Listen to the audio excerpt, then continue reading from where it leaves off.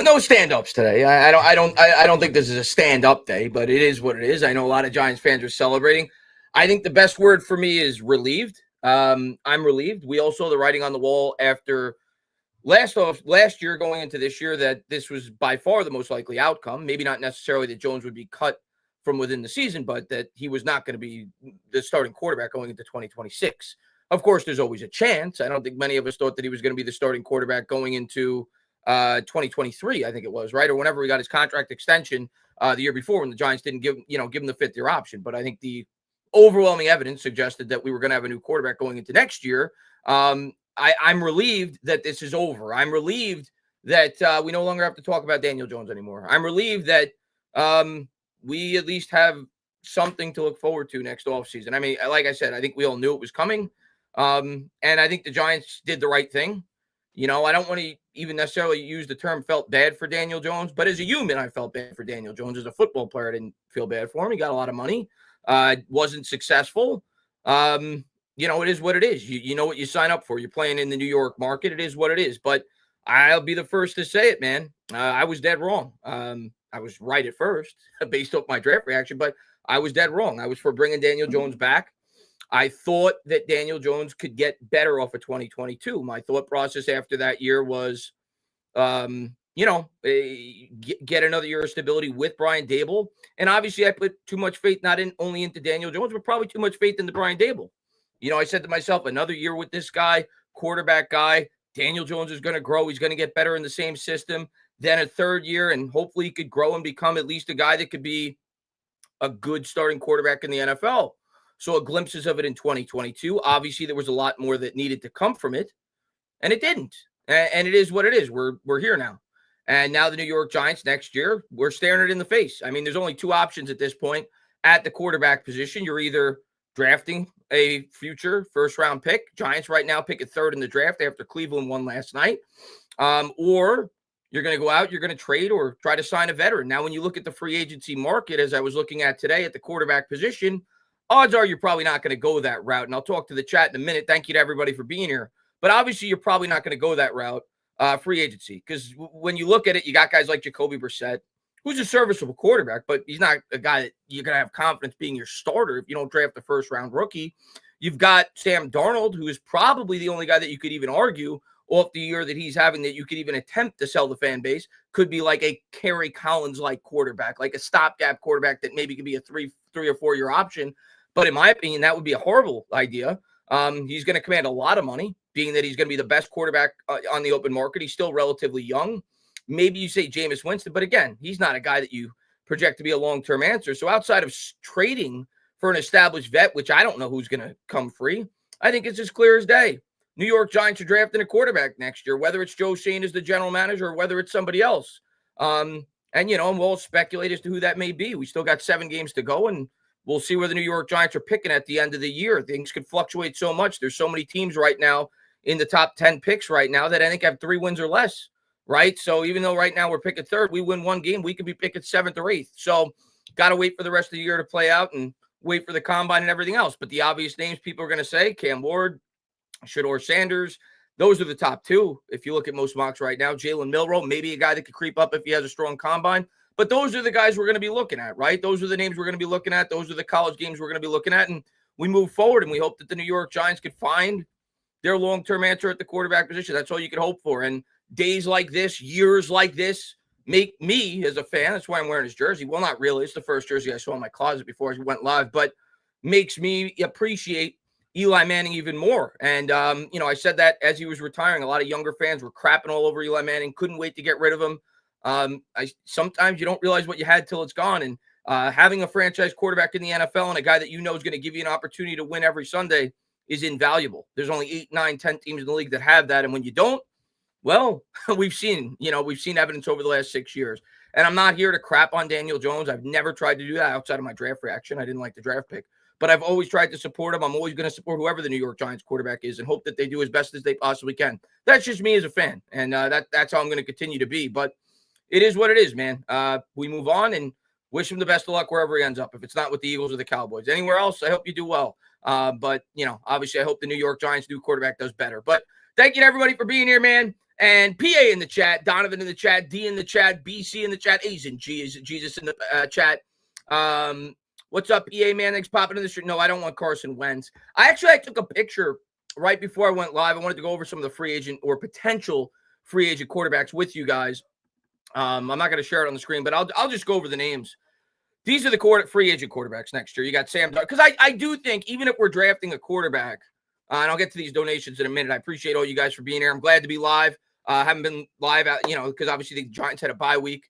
But I figured today would be an appropriate time to go live. Big event today with Daniel Jones, turning of the page. Biggest question now for the Giants, obviously, now is the general manager and the head coach. Are they back? And we'll talk about that during the stream. I'm sure everybody's very opinionated as they are on Twitter. Some people want to clean house. I understand it. I'll give my opinion and why I feel the way that I do. But I respect everybody's opinion. I can't really get mad at anybody at this point. This team's been a disaster. So I'm not going to yell at anybody for feeling like they need to start over. I get it. The team's a disaster. People want a fresh start. But these are the free agent quarterbacks. Sam Darnold, Zach Wilson, Trey Lance, Jacoby Brissett, Marcus Mariota, Drew Lock, Justin Fields, Joe Flacco, Jameis Winston, Mac Jones, and I think, what's his name? Russell Wilson, I think, is a potential free agent. But more than likely, both of those guys won't be free agents, right? Obviously, on the Steelers, one will probably be, not both. But Giants could sign one of those guys, but I don't think any of those guys, like I said at the top of the stream, you could sell this fan base going into 2025, could be a guy that could be even a 3 or 4 year option at the quarterback position, which leads me to believe, and, you may not actually like hearing this if you're a Giant fan. I think the Giants, almost no matter what, are taking a quarterback, even if they don't necessarily love one. I think, especially if Shane is back, which I expect he will be, they're going to be taking a quarterback. I don't think they have an option at this point. I think Shane is going to look at that, much like when I tried to think from the mind of a general manager when the Daniel Jones decision was up for debate, whether or not they were going to bring Daniel Jones back. I thought that bringing Daniel Jones back was going to give Joe Shane his longest leash, because it would have been, you could have, I think is going to, what end up happening is he said, okay, I could build a team for 2 more years while I morph this roster together, and I could eventually replace Daniel Jones if he doesn't continue to grow. Well, now I think the leash is up. You drafted the rookie wide receiver, the elite wide receiver prospect. You started to shore up the offensive line, and you're picking up at the top of the draft again. I think he's taking a quarterback no matter what. That's just my mindset, but hey, maybe he won't. Maybe he'll surprise me, but that's my mindset right now with 7 weeks to go. And that could change. If the Giants win 5 games, which obviously none of us expect, but if they win 5 games, they very well might not be going quarterback. But when you look at those names, the free agent quarterbacks, it doesn't really light a fire in your ass. But thank you to everybody for being here. Going to get to some of these donations. Appreciate all you guys for being here. Chris L says, today I became a Stephen A. and Ellie. I think her name is pronounced Ellie Duncan. I'm going to be honest with you. I don't watch ESPN. I saw people talking about the clip. I didn't get an opportunity to see her clip. I know that she said something about Daniel Jones. I think she made fun of him. I honestly didn't see it. I saw Stephen A's rant, I think, where he defended her and he talked about how somebody from the New York Giants called into ESPN. I don't know all the specifics, but it is what it is. I don't care at the end of the day. So I can't even speak on it, Chris, if I'm being honest. I don't know even exactly what she said, but I'm sure she ripped into Daniel Jones. And yeah, I mean, he didn't play well. He plays in New York. He got a big contract. I'm sure people are going to bring up the Barkley thing. I get it. Barkley's playing great. We all knew he was going to play great with the Philadelphia Eagles. I'll continue to say the Giants signing Daniel Jones had nothing to do with not bringing back Saquon Barkley. They could have easily done both, easily. And it's evidence, right? They signed Brian Burns to a record-breaking contract. They signed Dexter Lawrence to a record-breaking contract. They signed Andrew Thomas to a record-breaking contract. If they wanted to keep Barkley, they could have. It wasn't because of the Daniel Jones contract. I'm sure that's things that people are saying because it's the easy thing to do, to dig into him. You may not agree with it, but Joe Shane felt he didn't want to put stock into a running back. He didn't want to pay a lot of money for a running back. That's why Saquon Barkley's not here, and that's what I'm going to continue to say. I happen to agree with it. I didn't think it made sense. The first year I would have signed him. As I said on this channel, I wanted Joe Shane to sign him. And if Joe Shane's probably being honest, he would have probably signed Saquon Barkley if he could go back in time now. If it was only a matter of $2 or $3 million extra guaranteed in the 2022 offseason, and he would have tagged Daniel Jones. We can't go back in time. But if you go back in the DeLorean, knowing that you were going to probably bring back Jones off a playoff win, yeah, you would have tagged Jones and you would have extended Saquon Barkley. It didn't work out. This offseason, coming off the year in which they did, 27 injury history, nowhere near winning a Super Bowl. Even if we brought back Saquon Barkley, we wouldn't be close. This would be a 3 or 4 win team. We're not very good.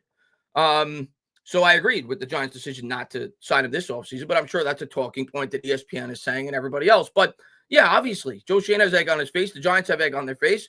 I can rationalize why they did it, and I think it's logical why they did it, but it was still obviously a horrible contract. It didn't work out. They look like jokes right now. And if they get an opportunity to come back next year as the general manager and the head coach, they better hit on whoever the quarterback is that they select, whether it's a veteran or whether it's somebody in the draft. But yeah, Chris, I'm going to be honest. I didn't hear her clip. I heard the rant, like I said, by Stephen A. Smith on Twitter. It was like a 1.5-minute rant where he was, it is what it is. The Giants are an easy target. New York media, they're not a good team. They're going to continue to be embarrassed, in the national media. They know that New York guys watch, and the Giants deserve it. They've been a mess. They've been a mess of an organization.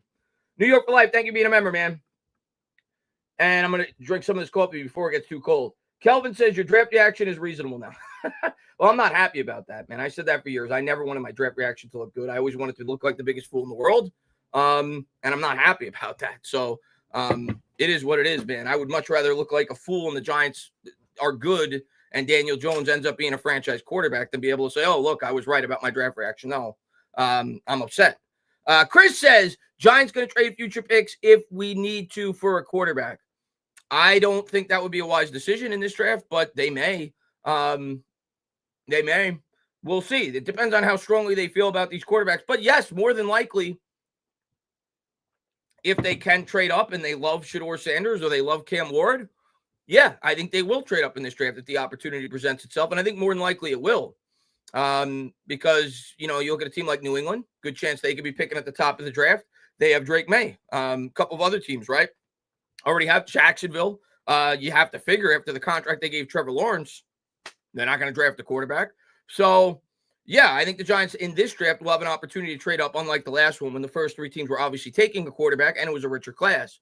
Sam says the end of an era. Looking forward to the future. That's the appropriate way to put it. Error. It was an error of a draft pick. It was an error of a signing. And it is what it is. We wipe our hands clean. We move forward, and we hope that whether it's Shane and Dable or somebody else, that they could get this team on the right path because they haven't been able to do it for years.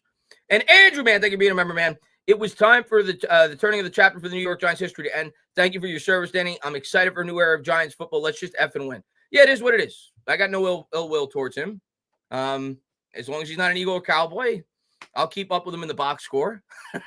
Obviously, I watch the Giants. I'm a Giants fan, but if he's, a saint, yeah, okay, I hope he does well. But end of a chapter. I want to get the new quarterback in here, and I hope he does a damn good job because we need it. We need a franchise quarterback.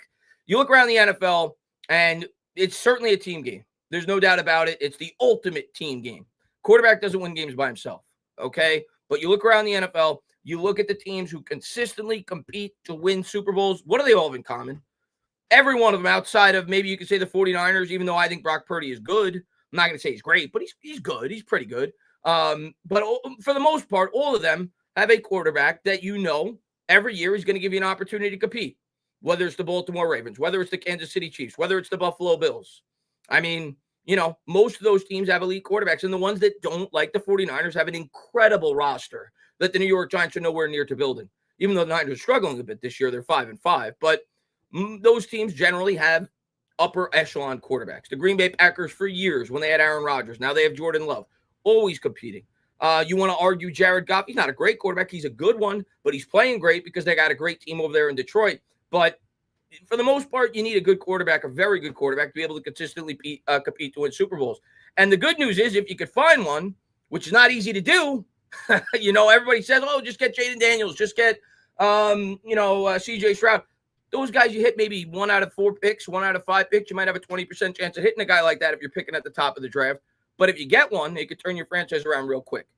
New York says, I stopped watching Autumn Falls for this news.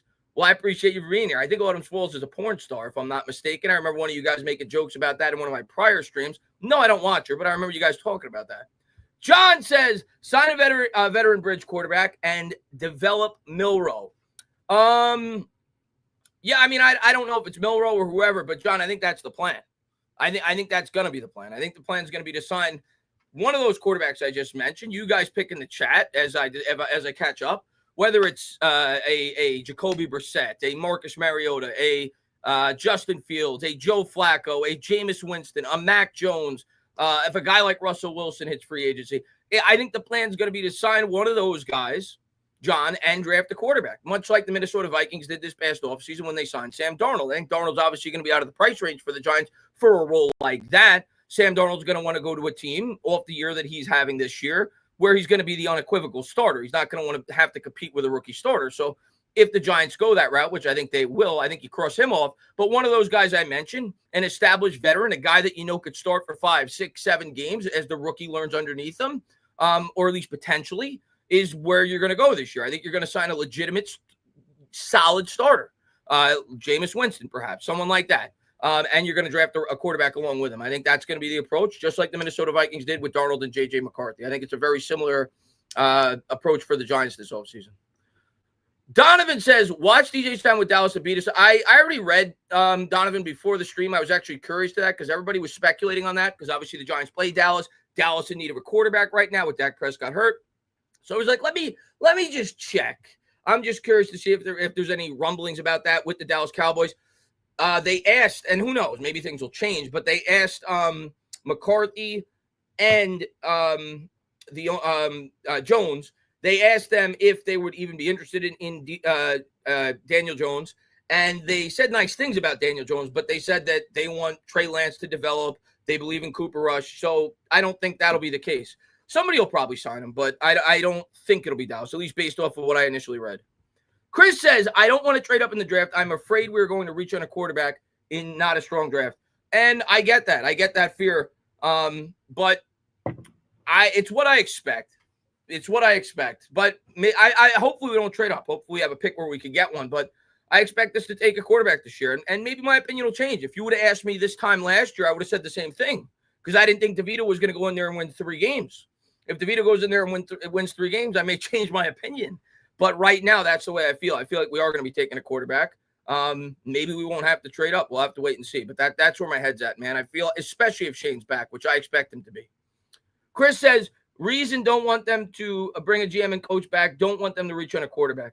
That's fair, Chris. But I honestly believe if you – let me ask the chat this. Because I want to get your guys' opinion. Then we'll catch back up with the previous super chats.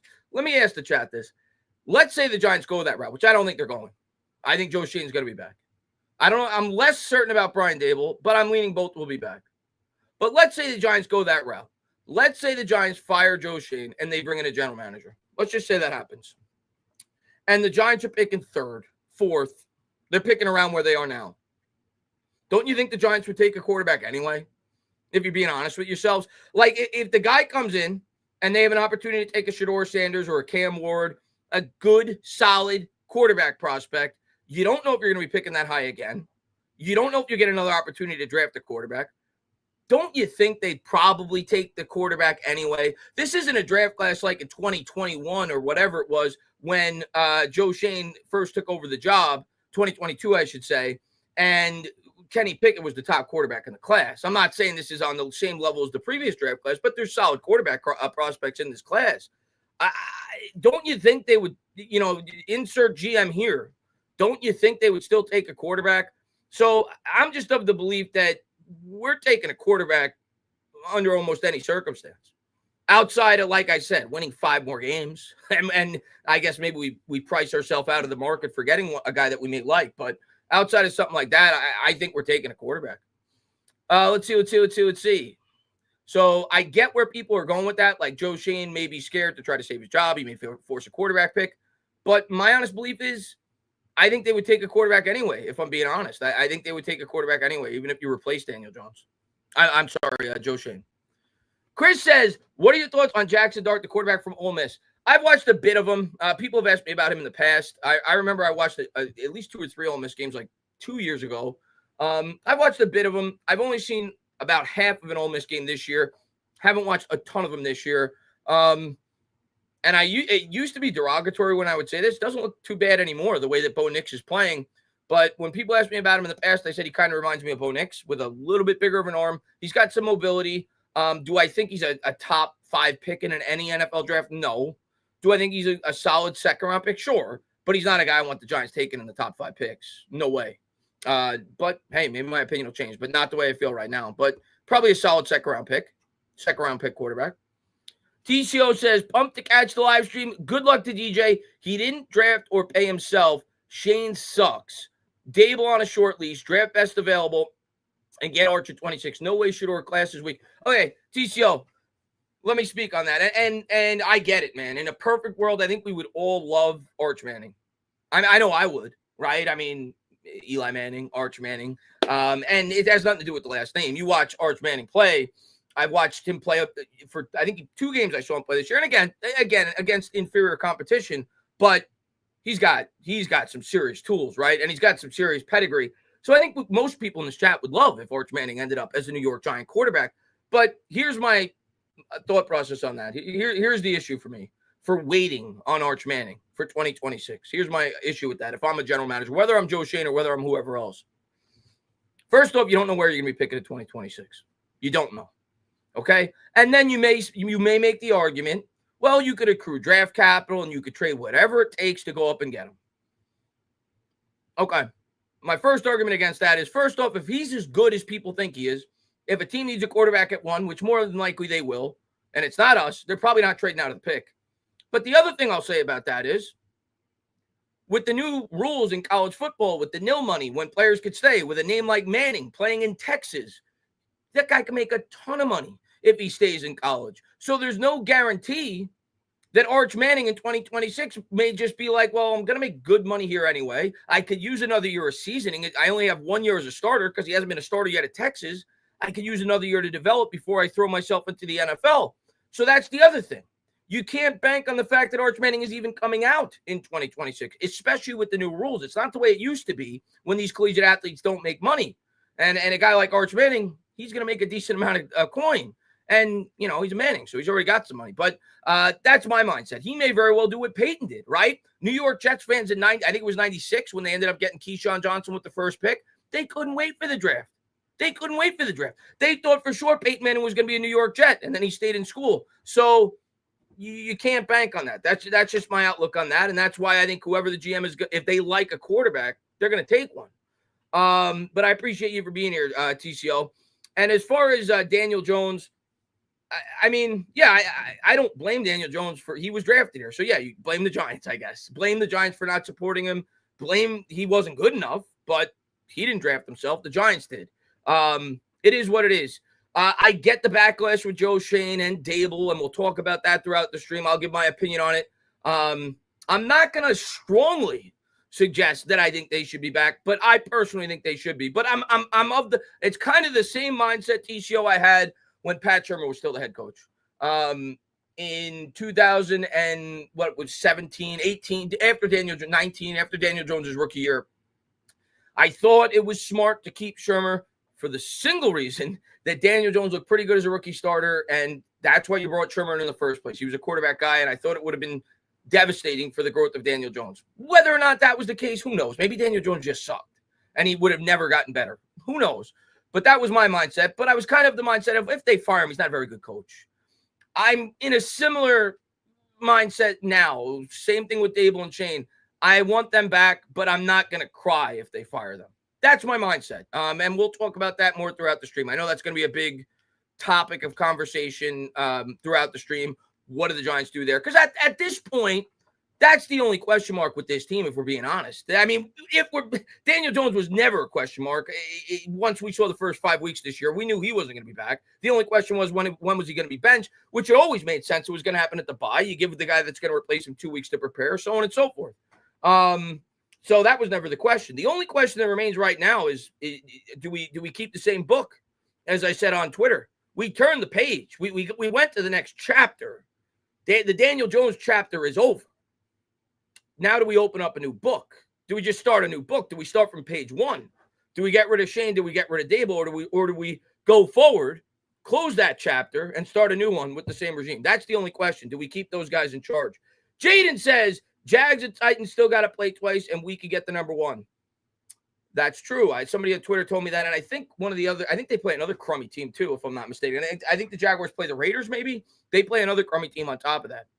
Michael, man, thank you very much, man, for the 99-cent donation, man. I appreciate it, buddy. And Sam says, draft Will Johnson. Don't take a quarterback. I'm going to tell you who I like. If they elected not to take a quarterback, which I think they are. But if they don't take a quarterback, I like the dude from Michigan. I like Graham, right? I like the D tackle from Michigan. But I think we're taking a quarterback. Michael says, you're the man. Who's the top 3 guys you want the Giants to draft? Any chances for Hunter this year, then Arch next year? Who do I want the Giants to draft? I mean, I'm going to be honest, Michael. Even if it may not work out, I want the Giants to take a swing at this point. I want the Giants, and I'm not going to cry if they don't. But I have to see what they do before the draft too. Like, who knows? Maybe they bring in a good veteran, and then obviously my opinion would completely change about the draft and what they should do. But assuming they don't bring in like a legitimate starting quarterback in free agency, like a guy that you could be like, maybe this could be a Kerry Collins. Maybe this could be a guy for 3 or 4 years. How could you sell the fan base? How could you sell the fan base? If you go into next year off of the devastation that this fan base has gone through for the last 6 years, after Joe Schoen, if he remains on as the GM, which I'm going to continue to say, I think he will. After Joe Schoen did not take a quarterback for the first 3 years, after he signed Daniel Jones to the contract that he did, admittedly with the 2-year out, that if you looked at the contract, you knew that this was always a possibility that they'd get out after 2 years.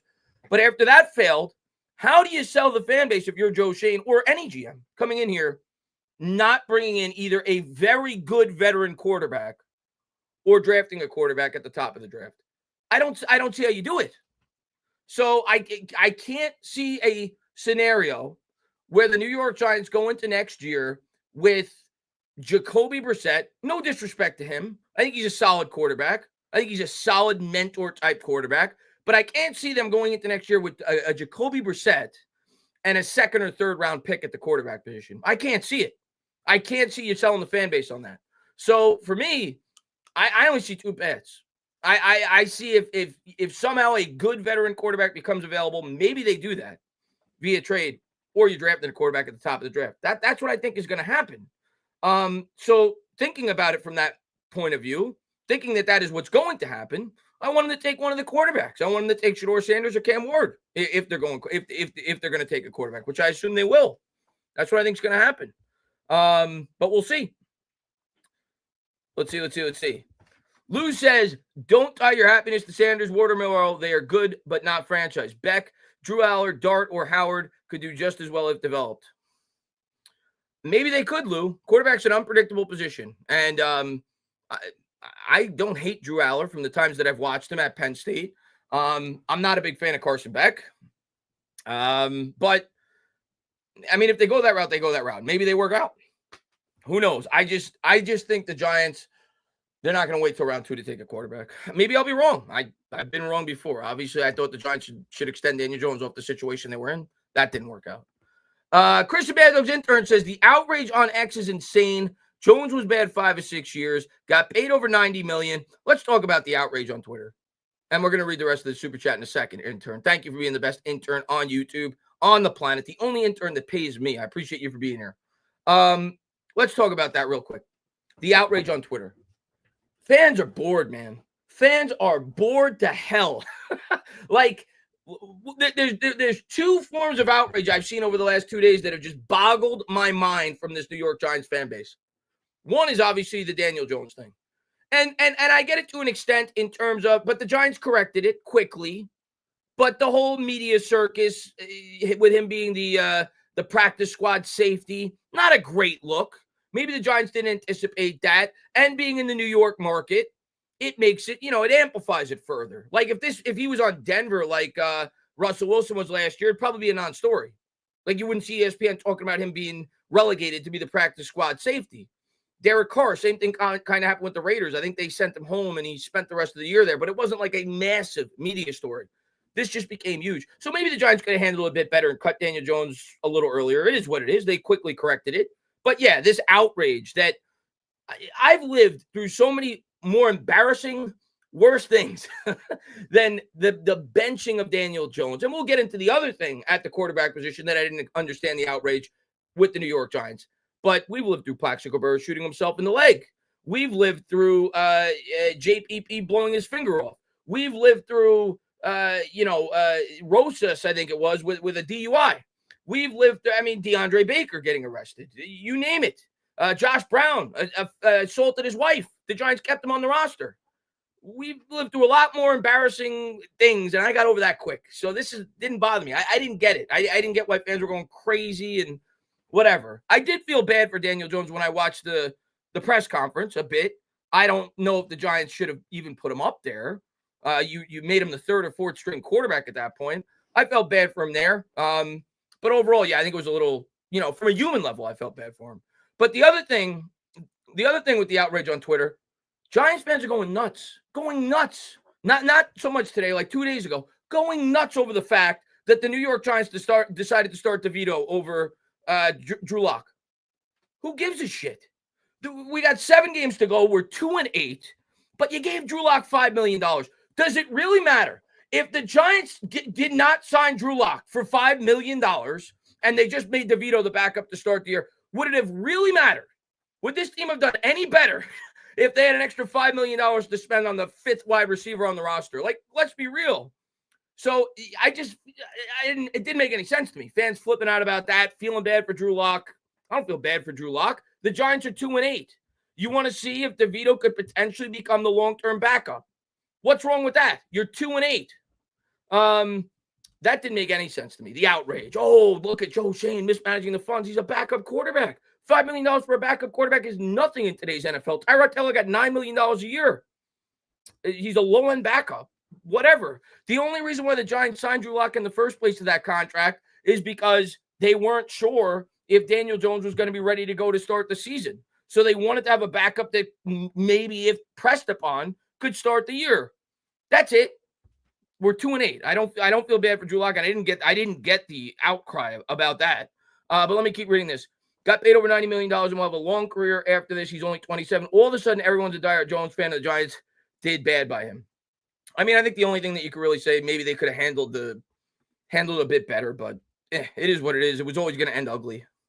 The guy says, today I finally have hope for the future of the team. I've been such a negative fan for 4 years that is over food, taste, better drinks are more refreshing. It's a bright future. Stand up, New York Giants fans. I hope so, man. Obviously it's change and it brings hope.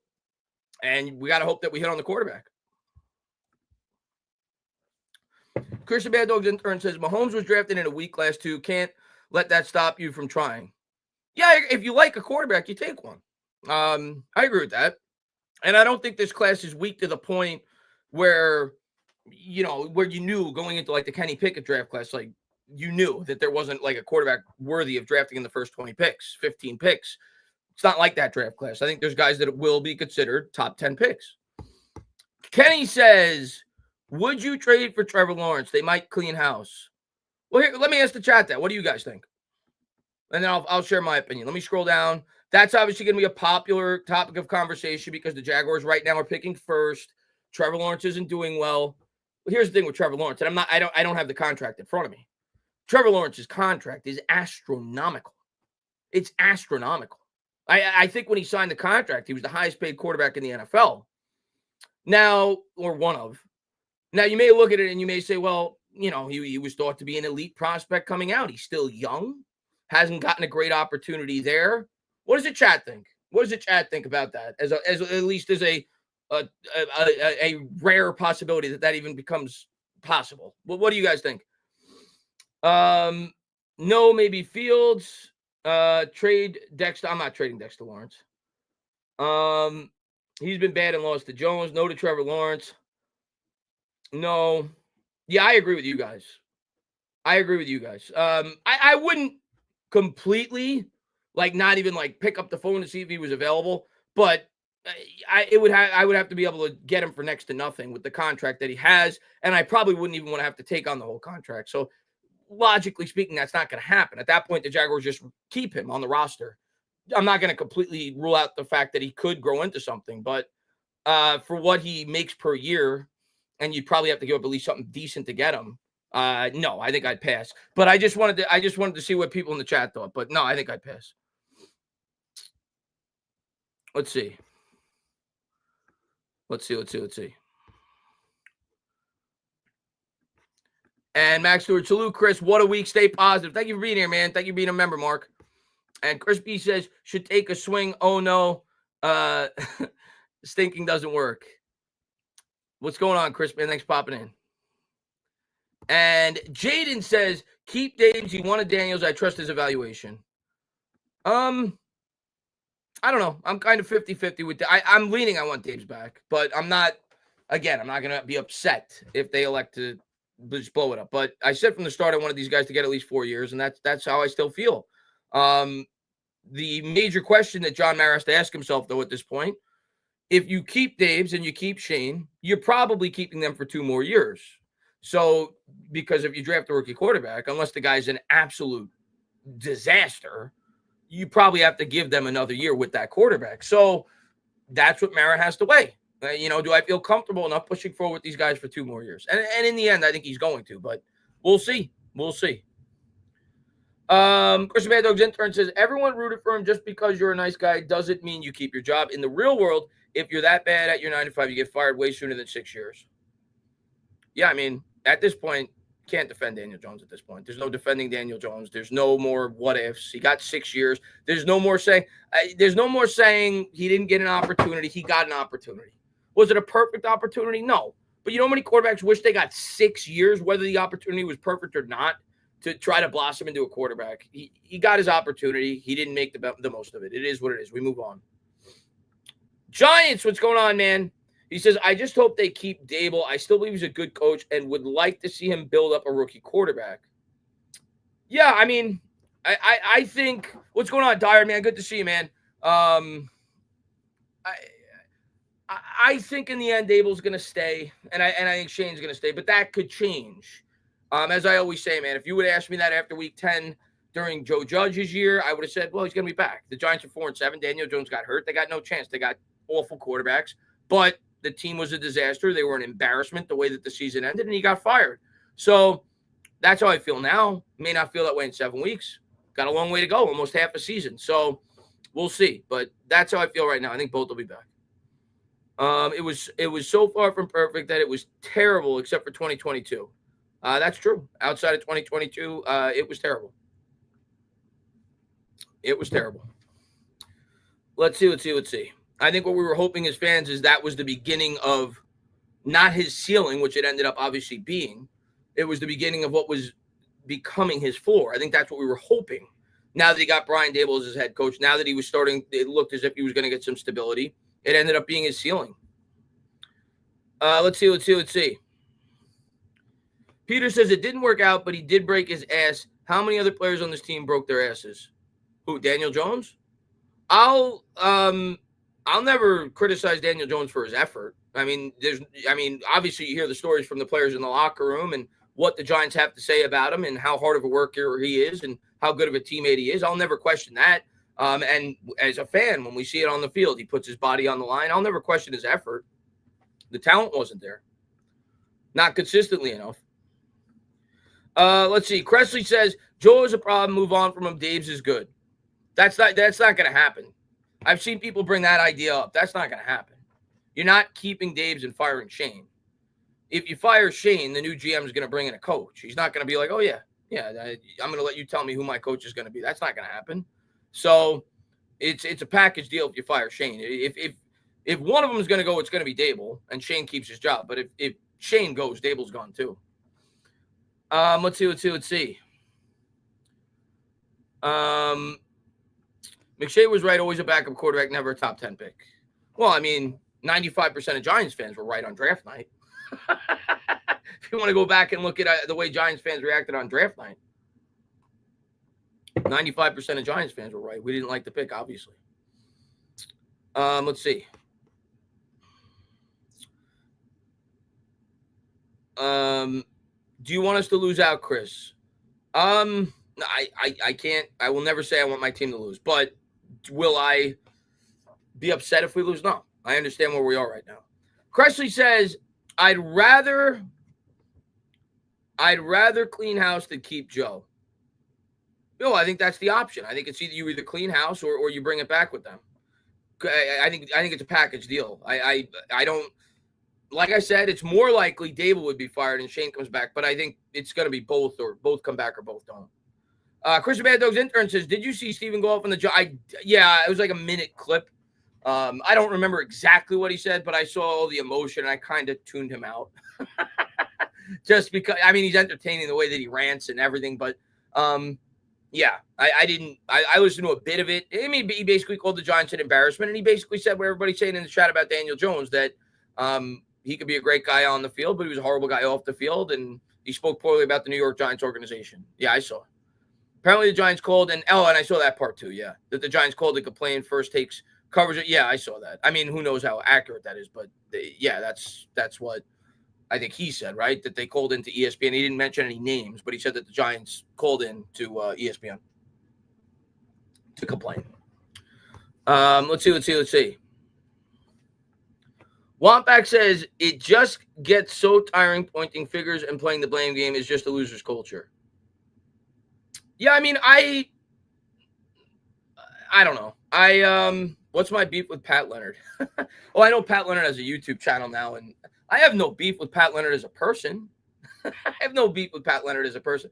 And maybe he's gotten better. I don't know. I don't watch his YouTube channel. I have no idea. But my opinion with Pat Leonard is he's always been a writer. I mean, I don't want to start any arguments, but he's always been a writer that has tried to stir up drama. That he's a clickbait artist. That that's always been the way he's been. That's how I've always felt about Pat Leonard.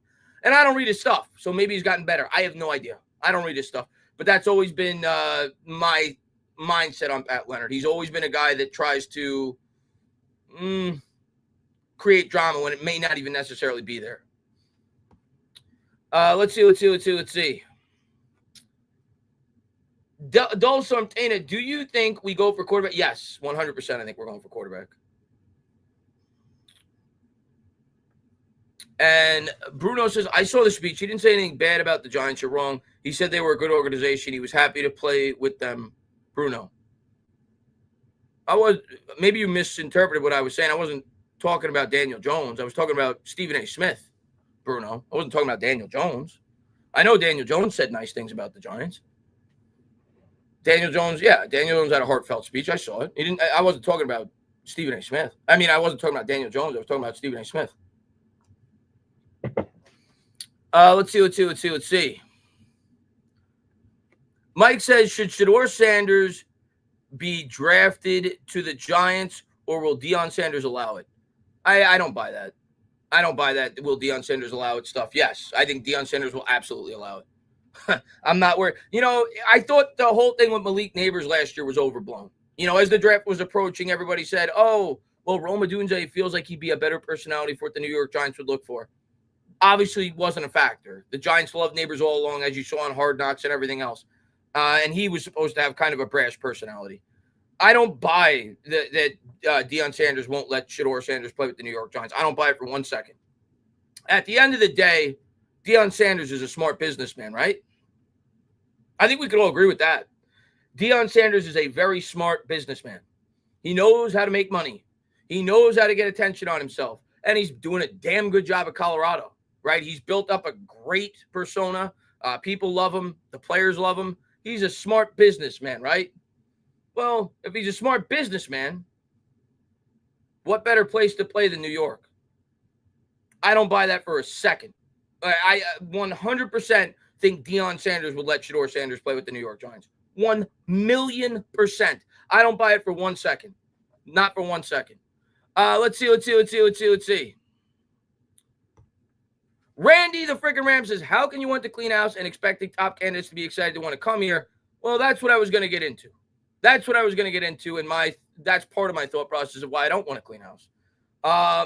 You're going to end up with more in-house hires. Is that what y'all want? More Gettlemans and Garretts? Well, that's what I was going to get into, Randy. And that's one of my main reasons why I don't want to do it. Randy, if you fire Joe Schoen at this point, GM's going to look at it, GM candidates, right? Like the guys the best guys, the cream of the crop. Some guys will be like, I'll just stay where I am until a better opportunity comes around, right? they're going to look at it and they're going to say, well, okay, well, let's look at this situation. Let's see what John Mara's done. I want to go to a situation where they show stability. I want to go to a situation where they give their GMs and head coaches an opportunity to succeed. Let's see what John Mara's done in recent history. Okay, he brought in Gettleman. He actually pretty, all right, let me look at the resume. He was actually pretty, he gave him enough time. He gave him 4 years, and Gettleman was a disaster. Okay, well, Gettleman was awful. He was like the worst GM ever in New York Giants history. So they must have given the next guy ample opportunity to fix the team. I mean, when he took over, he had the worst cap situation in the NFL. He inherited Daniel Jones. He had the worst offensive line in the league. I mean, it was a disaster. Look at this chart. It was awful. Year one, he couldn't do anything, right? He had no cap space. He basically just kept the same team that he had. He kind of had to draft on the fly. He only had like 2 months to prepare. I mean, he was with the Buffalo Bills before that. Okay. So year two is really his first full year as the Giants GM, when he actually has some money to spend. Okay. Not a great draft. Maybe it gets better. Bobby Okereke is a good signing. He did a couple of decent things, and still not great.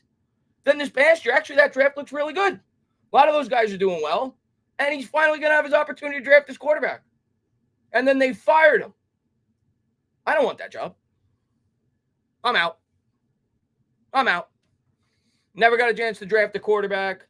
I'm out. I'm done. They gave him 3 years after he had to inherit Dave Gettleman. I'm out. I'll stay where I am. I'll wait for a better opportunity. That's my mindset. So I agree with you. I think that's a big reason why I don't want to fire Joe Schoen. So I agree with you. Dylan, thank you very much. He says, would you be mad if we fired Dable and hired Belichick as the head coach? Would I be mad? No. Would I be ultra excited? No. I think I would be, it would be fun to say, yeah, Belichick coming in, Giants, everything else. But no, no, he's old. I don't think he's the answer. I feel like it would have Phil Jackson written all over it. Let's see.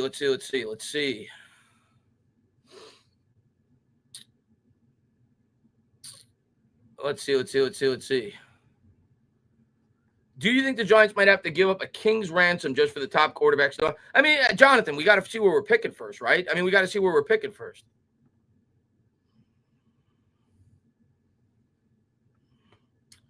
KJ says, Sanders liked the Instagram post of John Mara's mention of Daniel Jones releasing. KJ, I'm not reading into that at all. It's very similar to me of the same thing last year when people were saying about Neighbors, like I said earlier. Oh, the personality. No, I don't buy that. And like I said, I honestly, let's think about the teams that are picking at the top of the draft. Let me see. Who's picking at the top of the draft, guys? Somebody we got Jacksonville, probably not going quarterback. New England's not going quarterback. You got the Giants. You got New Orleans. I mean, think of the shitty teams, right? The Jets. You would think, if you're thinking just from a business perspective, what better chance than the New York market and the New York Giants and the Browns? So the Titans. I would think the Giants are one of the ideal spots where Shedeur Sanders would want to land. One of the ideal spots. And it's not like the New York Giants have nothing. They have Malik Neighbors. Malik Neighbors is attractive for a young quarterback. Not sexually, guys. He's attractive, right? He has potential to be a top 5 receiver in the NFL. So Shedeur Sanders is like, okay, New York market, tons of attention, tons of spotlight, tons of money, and I have Malik Neighbors already there. I don't get that narrative that people are saying that Shedeur Sanders wouldn't want to play with the Giants. I don't buy that at all. At all. Let's see.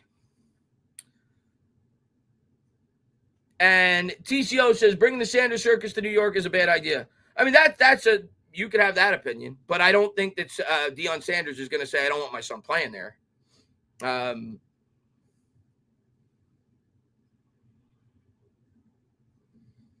You owe McKinney and Saquon an apology. Why do I owe McKinney and Saquon an apology? Why do I owe them an apology? I still think we made the right decision not signing Saquon. McKinney, if I go back in time, I'd probably sign him. But I never screamed that we shouldn't sign McKinney. I was just of the mindset that Shane probably wouldn't. I never screamed that we shouldn't sign him. Why do I owe an apology? I still think the Giants made the right decision not signing Saquon. I don't care how well he's doing with the Philadelphia Eagles. Don't care. Let's be honest with the let's be honest with the chat right now. Be honest with yourself. Be honest with yourself. If the Giants sign Saquon Barkley this offseason, if they sign Saquon Barkley this offseason at 27 years old, what's the Giants' record right now?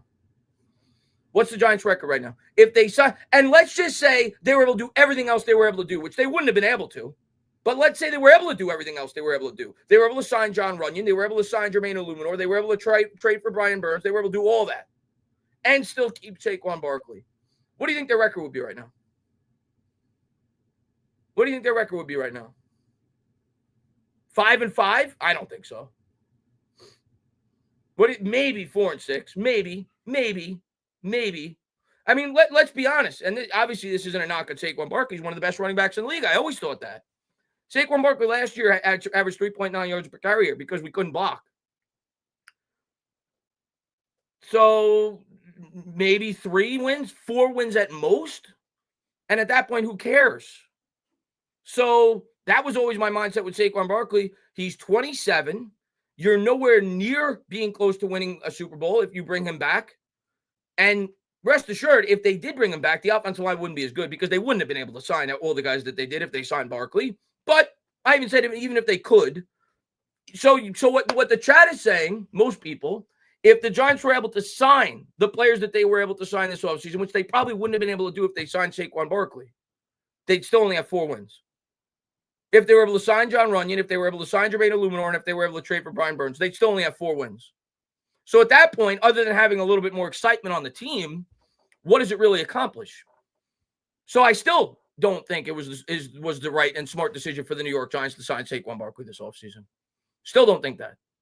McKinney, young, he's playing at an elite level. That's fair. Let's see.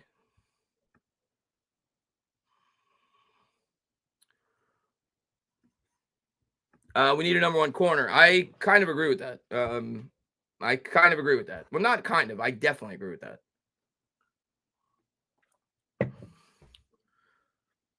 And somebody said signing Saquon would be like putting a Band-Aid on a 6-inch deep cut wound. That's a pretty good metaphor. I said, I remember talking about it on Twitter with somebody. The New York Giants, I said, and I love Saquon. I always love Saquon. One of my favorite Giants. But the New York Giants this offseason, signing Saquon to the contract that the Eagles signed him to, would have been like owning a Toyota Prius. And that's not Saquon. I'm talking about the Giants roster as a whole. They're a Prius. And it would be like putting the nicest, prettiest rims you could on the Prius. No. I'm not buying rims when I own a Prius. I'm buying rims when I own a Escalade or when I own a really nice car, which the Eagles had, which the 49ers had when they got Christian McCaffrey. If you got the Toyota Prius, you downsize, you put the hubcaps back on, you continue to try to save up money so you get a better car. So when the car gets a little more beef to it, then you could afford to spend some money on hubcaps. Let's see. And Larry J says, "Sup, Christopher? When I saw you, you got any questions before I could type them out. So I'm just gonna dono to support you. Keep doing what you're doing. I appreciate that, Larry, man. Thanks so much for being here, man. I appreciate it, man. Appreciate you for being here." Mickey says, "I've seen rims on a Prius. It's hilarious." Rob says, "When you have a 2-8 team signing a $20 million a year running back is stupid." Yeah, it didn't make sense. Sam says, "Chris, I think Shedeur is the Giants guy. We've done so much with him. So far, sending Brandon Brown to practices and Joe going. I mean, if he may be their guy, but are they going to have the opportunity to take him? But yeah, I think there's clearly interest there." Mike says they need to give it a rest. Saquon didn't want to be here. They tried to buy on, and he wouldn't be the same with us. And yeah.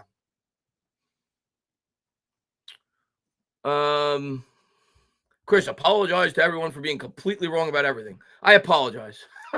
like that matters. What was I wrong about? I was wrong that Daniel Jones was going to get better.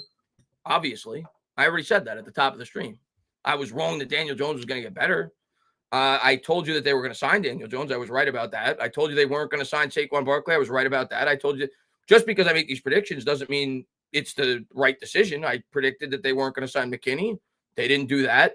I told you that they were going to draft Malik Neighbors this year before the draft started. I was right about that. I told you the year before they were going to draft Deonte Banks. I was right about that.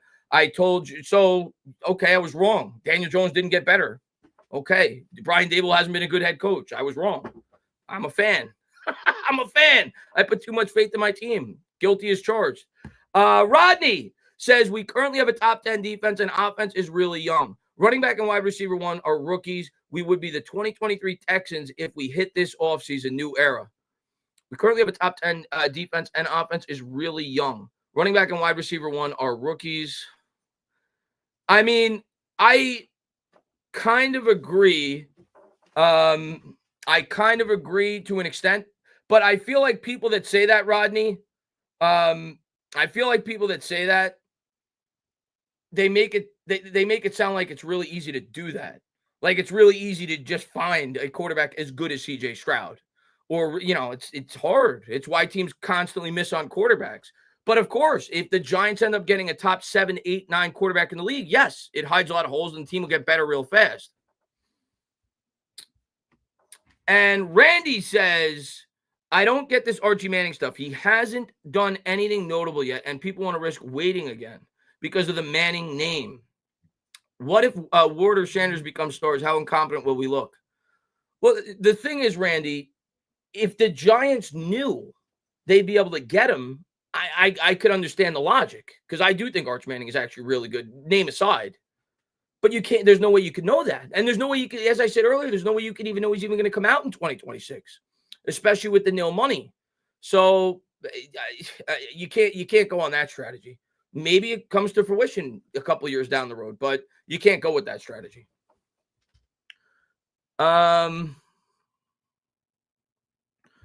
Would you be opposed to signing Winston to a 1-year deal plus having Sanders or Ward on the bench for 12 games? No, actually. People have asked me before, Alan, which of the quarterbacks would I want of the free agents? Winston's near the top of my list. He probably is at the top of my list in terms of, like, realistically, because we're not going to sign Sam Darnold. Not that I think Winston's a long-term answer or even a guy that could probably start a whole season, but I think he's good enough to start the first half of the year as you get the rookie quarterback ready.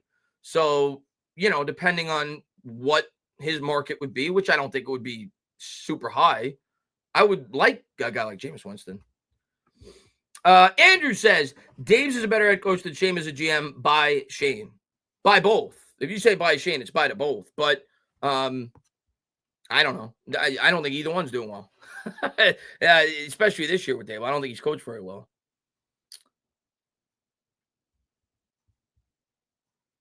Let's see. What's up, Hirschman? Thanks for popping in the stream.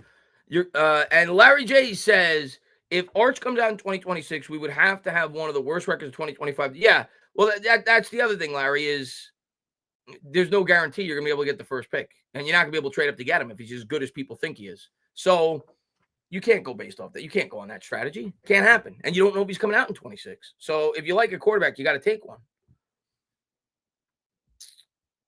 Albin, I agree, unless he's struggling, but I agree. I mean, how long did Drake May sit this year? No more than maybe 6 or 7 games, right? It couldn't have been more than that.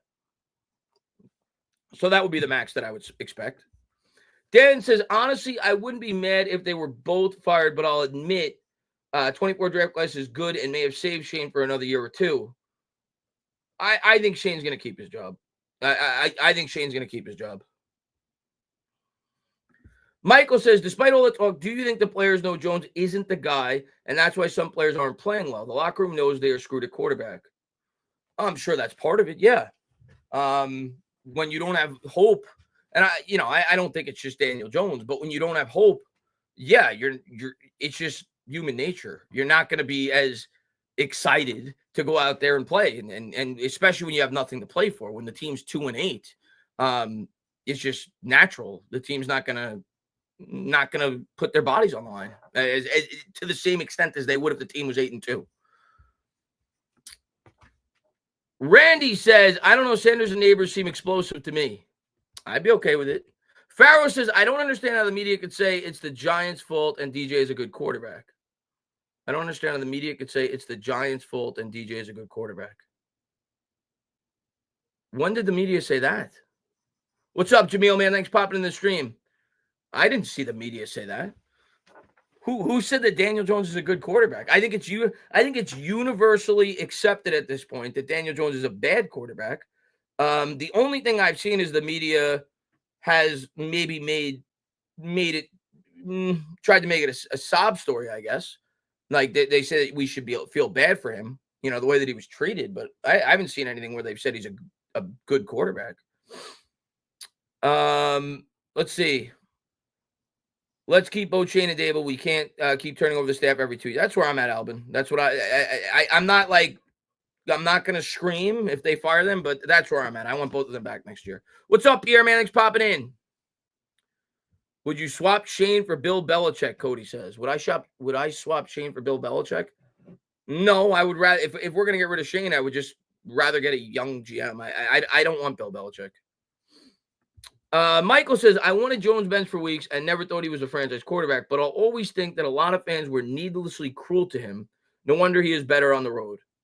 Yeah, I think there's some validity to that in terms of him. But at the end of the day, Michael, I do think there's some validity to that. When you look at his splits in recent history he played much better on the road. There's no denying it. But at the end of the day, that's why they say, Michael, that not everybody's built to play in New York. It's just the truth. We're harsh. Everybody in the chat will tell you that. New York fans are harsh. You go to a Yankee game, they'll boo Aaron Judge if he has an 0-for-10 streak. New York fans are harsh.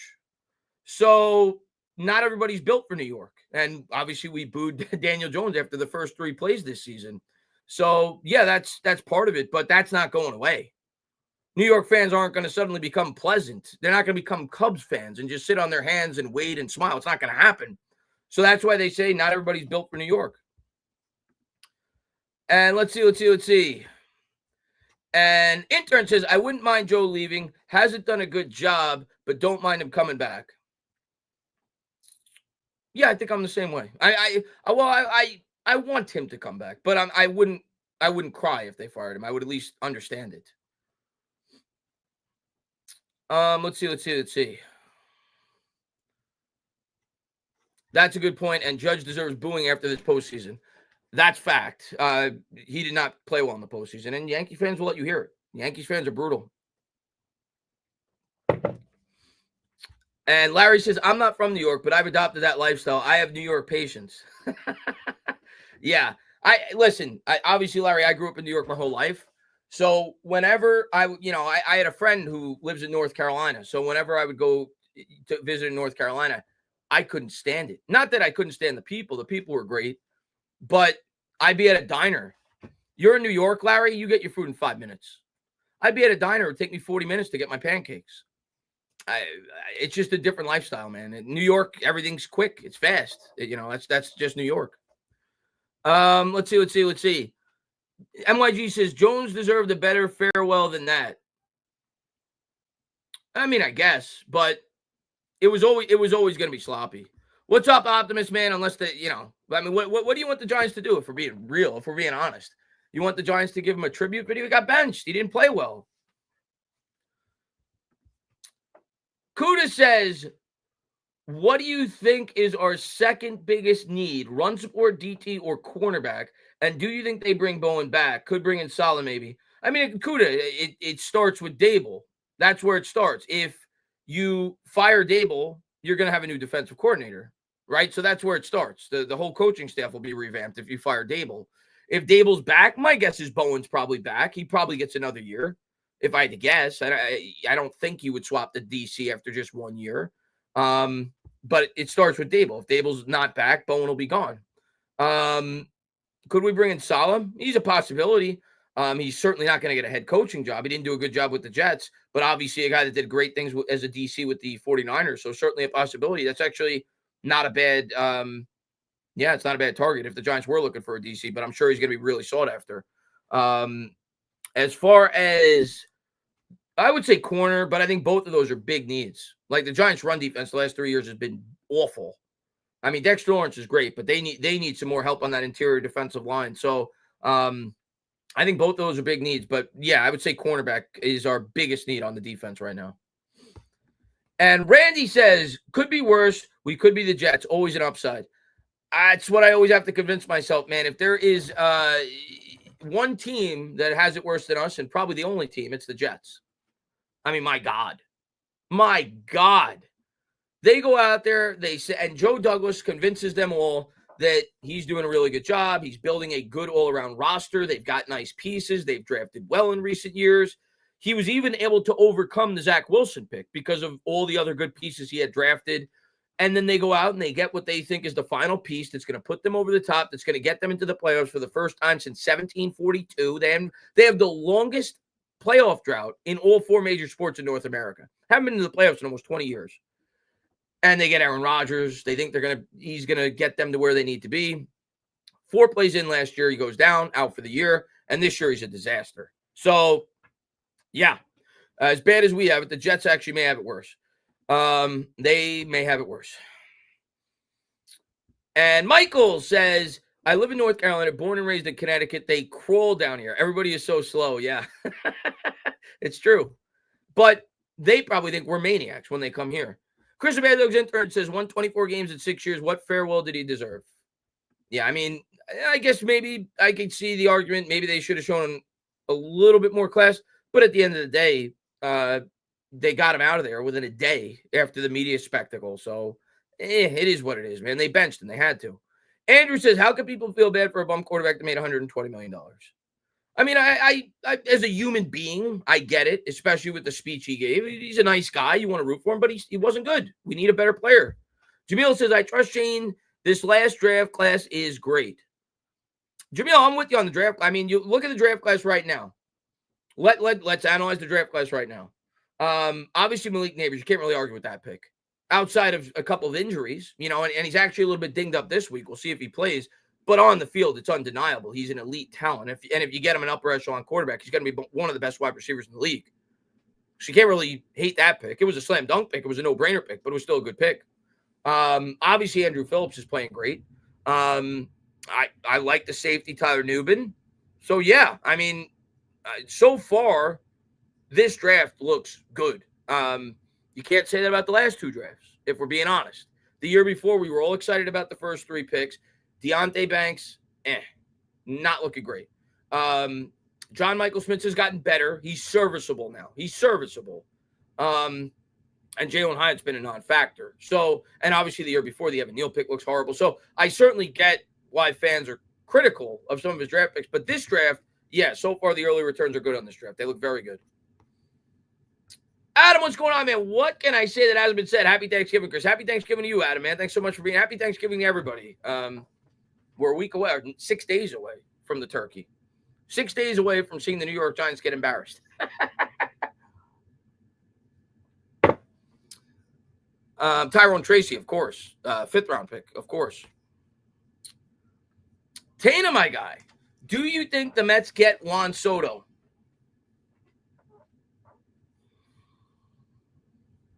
I'm going to piss off Yankee fans if I say yes, Jaden. But you know I'm a Mets fan if you watch my channel. Juan Soto is going to be in New York. I'll say that. He's either going to be a Yankee or he's going to be a Met. I don't think the Dodgers are going to get him. I don't think, the Red Sox, I don't think they're going to get him. I think Juan Soto is going to be a Yankee or he's going to be a Met. Because at the end of the day, the Yankees have more pull than anybody, right? They're the Yankees. There's no team that's bigger globally. It's a huge brand. They're the Yankees. Everybody wants to be a Yankee. And the Mets, they've got Steve Cohen. He's the richest owner in sports. So nobody's going to offer more than Steve Cohen. Juan Soto likes being here. Ultimately, what do I think is going to happen? I think, and I'm hoping he's a Met, but ultimately what I think is going to happen is the Mets are going to drive up the price. Steve Cohen's going to offer him an astronomical contract, and the Yankees are going to come close to matching it, and he'll stay as a Yankee. But I think the Yankees are going to have to pay for it. I think the Mets are going to run up the price. Ultimately, that's what I predict will happen. Now, I hope he's a Met, but I think he ends up with the Yankees, but the Mets drive up the price. The Yankees are going to have to pay a boatload for him. Let's see.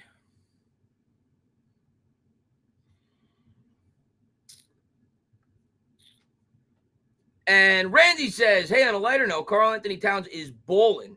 OG's looking amazing. Yeah, I mean, listen, I am super excited. I am super excited about the Knicks. They're starting to turn the corner. I think they've won 4 straight, 5 out of 6. Yeah, they're going to be a fun team this year. And when they get Mitch back, they're going to be even better. The defense, you figure, will get better. I'm going to be interested to see what they do with the starting lineup when Mitch comes back. Does Mitch get inserted into it? Probably not. I think it'll be matchup based, though, depending on the team they're going up against. If you got a couple of bigs, you probably start Mitch. But there's a lot of versatility with that lineup. Do you Josh Hart, could he go to the bench? Could Mikal Bridges potentially go to there's a lot of versatility they could do there. So I'm excited to see what they do when they get Achua back, Prince, and Mitch. But the Knicks are bowling right now. The last 4 or 5 games, they've looked great, albeit against crappy opponents. But that's what you're supposed to do. You're supposed to beat up on those teams. Yeah, man, they're fun to watch, man. I love the Knicks. Let's see. Tanner, not to continue to derail the topic, but the T-Wolves are looking to trade DiVincenzo and Valanciunas on the trade block.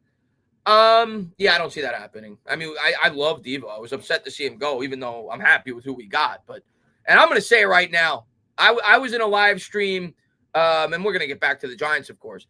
I was in a live stream about a month ago, maybe 3 weeks ago, and I said, Karl-Anthony Towns, just as an offensive player, we're not talking about his defense, which is not great, just as an offensive player, is the most skilled offensive player I think I've ever seen in a Knicks uniform. I mean, it's hard to go against Patrick Ewing. And, of course, everybody says Carmelo Anthony. But Carmelo Anthony doesn't have the back-to-the-basket game that Karl-Anthony Towns does. Karl-Anthony Towns is like 7'2". He could shoot the 3. He's shooting 52% from 3. That guy is ridiculous offensively. Ridiculous. He's like a much better version of Kristaps Porzingis offensively.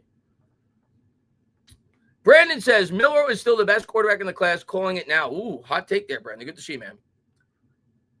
What if we traded for Matt Stafford? He could be available, and we could use our first-round pick to draft a cornerback or D lineman. I don't think Matt Stafford's going to become available, but maybe he will. But, yes, if they're going to go the veteran route, that's probably the most likely veteran that could potentially become available. A team that may be looking to start over at the quarterback position, get rid of an older veteran. Stafford could come in, maybe be that Kerry Collins-like stopgap for 3 years. So I see the attraction from Giants fans.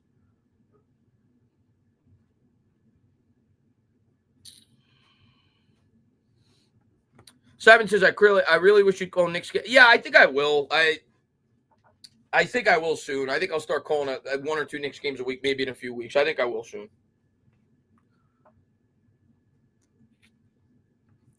Tana, who are your top 3 quarterbacks in the draft? I mean, I have to look at these. I mean, everybody's top 3, if you look at all the draft boards right now, is Sanders, Ward, in no specific order. Sanders, Ward, and Milroe, for the most part. Nussmeier, whatever. I think it's Nussmeier at LSU. He was starting to creep up in those mocks, but then he played really bad the last couple of weeks, so now he's falling back to like 2nd or 3rd round prospect. But yeah, those seem to be the consensus top 3 quarterbacks in no specific order. I think Stafford would rather retire than go to the Giants. Good point. As a Cowboys fan, I feel your pain. Danny Dimes deserves a reboot. 49ers backups would be his best option. I don't hate that fit. I brought up the Broncos a couple when somebody asked me. I think the Broncos could make sense too. Sean Payton, backing up Bo Nix. Maybe you could be the backup, and you could carve out kind of like a Taysom Hill like role, like he did with Taysom Hill when he was with the New Orleans Saints. I could see something like that. But yeah, the 49ers makes a lot of sense for him. If he could sit there, learn under Shanahan, maybe he gets an opportunity. If Purdy were to get hurt, maybe he looks good. Maybe he gets a contract after that. So I think a spot like that would make a lot of sense. Right? That's what Darnold did, right? He went to the Niners for a year, and then he caught on somewhere else. So maybe you do that.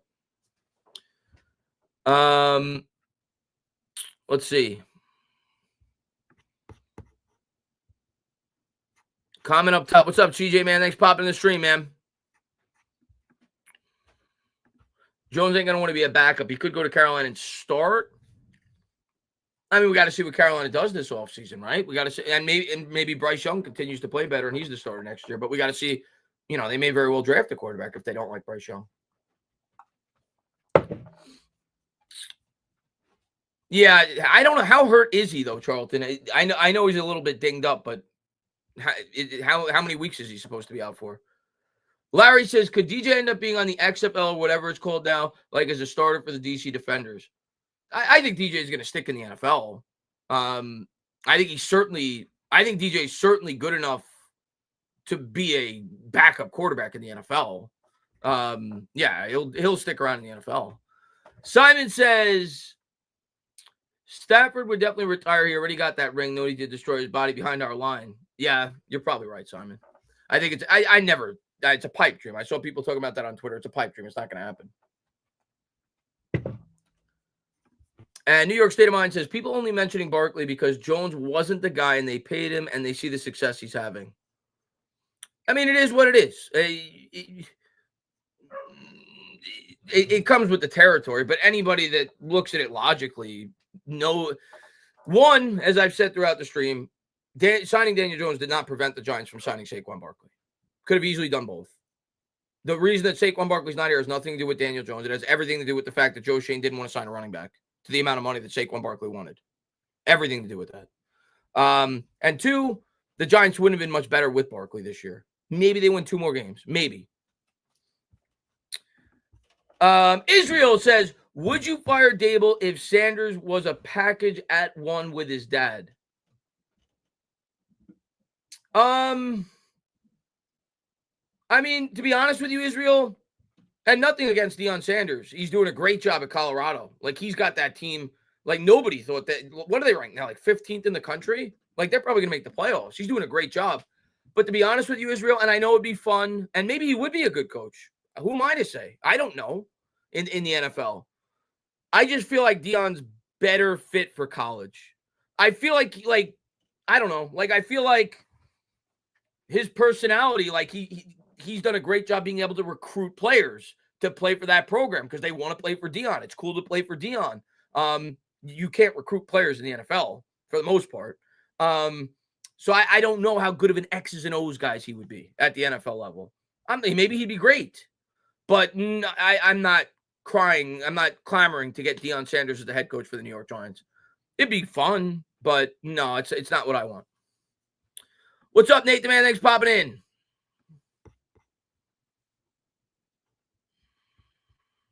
And Ronell says, I didn't think Jones would go out like this. I did. I did think he was going to, maybe not at the start of the year, but by week 5 or 6, Ronell, I did think he was going to be benched by the bot. That's exactly when I thought it was going to happen. Now, I don't know if I thought he was going to be cut. So maybe that part of it, yeah.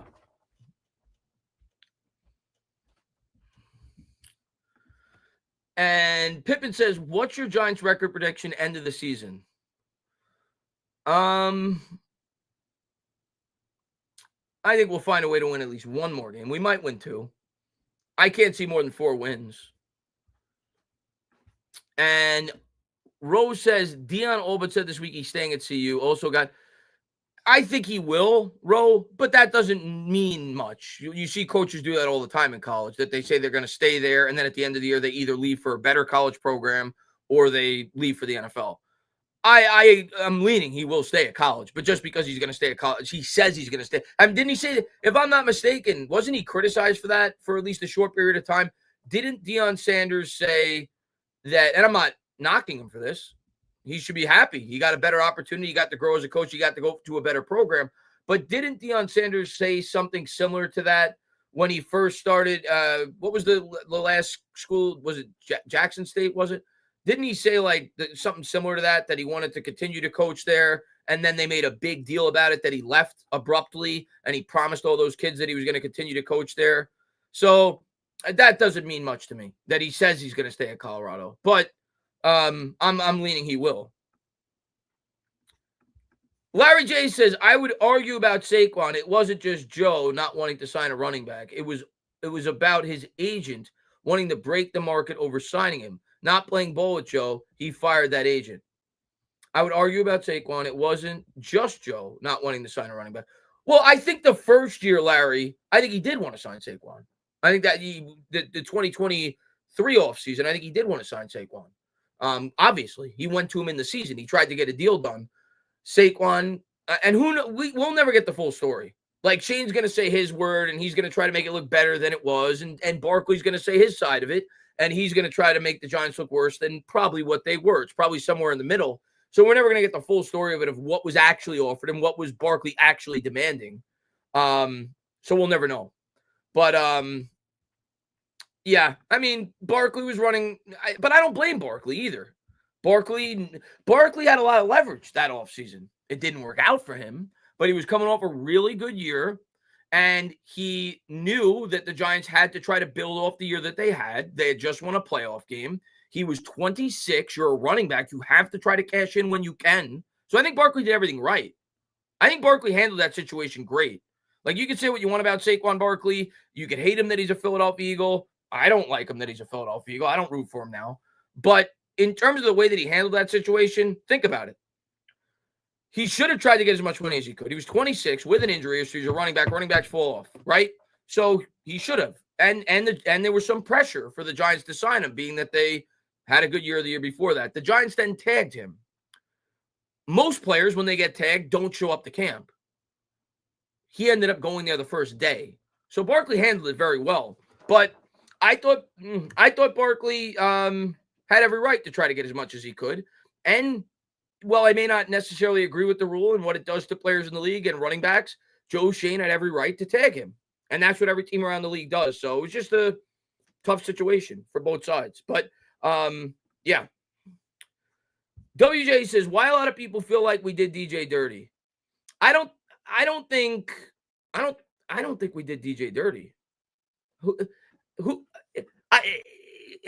There's always going to be outliers. There's going to be people that are huge DJ supporters. And I mean, I'm a Giants fan. I love DJ. He's a quarterback. I'm always going to root for him. But you're always going to have people that are DJ fans more than Giants fans, or at least like half and half. So those people to me are just extremes. But I don't think the Giants did him dirty. I mean, maybe they could have handled it a little bit better. You know, the whole safety thing. But from the reports that came out today, Daniel Jones volunteered to do that. And I'm going to say what I said earlier, WJ. If Daniel Jones was a Jacksonville Jaguar, that wouldn't be a story. That wouldn't be a story. If he was a Jacksonville Jaguar, nobody would be talking about that. Nobody would be saying, oh, he was the third or fourth string quarterback and he was the safety. I think the Giants probably didn't take into account how much the New York media was going to blow this up, which they clearly did as soon as they possibly could. And then it became a huge story. But I don't think they did him dirty, man. I don't think they did him dirty at all. They gave him 6 years. He didn't play well, and they benched him. It is what it is. You move on. Zoe says, DJ is a multimillionaire who shouldn't have ever started as an NFL quarterback. He's awful. He's always been awful. Hey, I don't feel bad for him. He got a lot of money.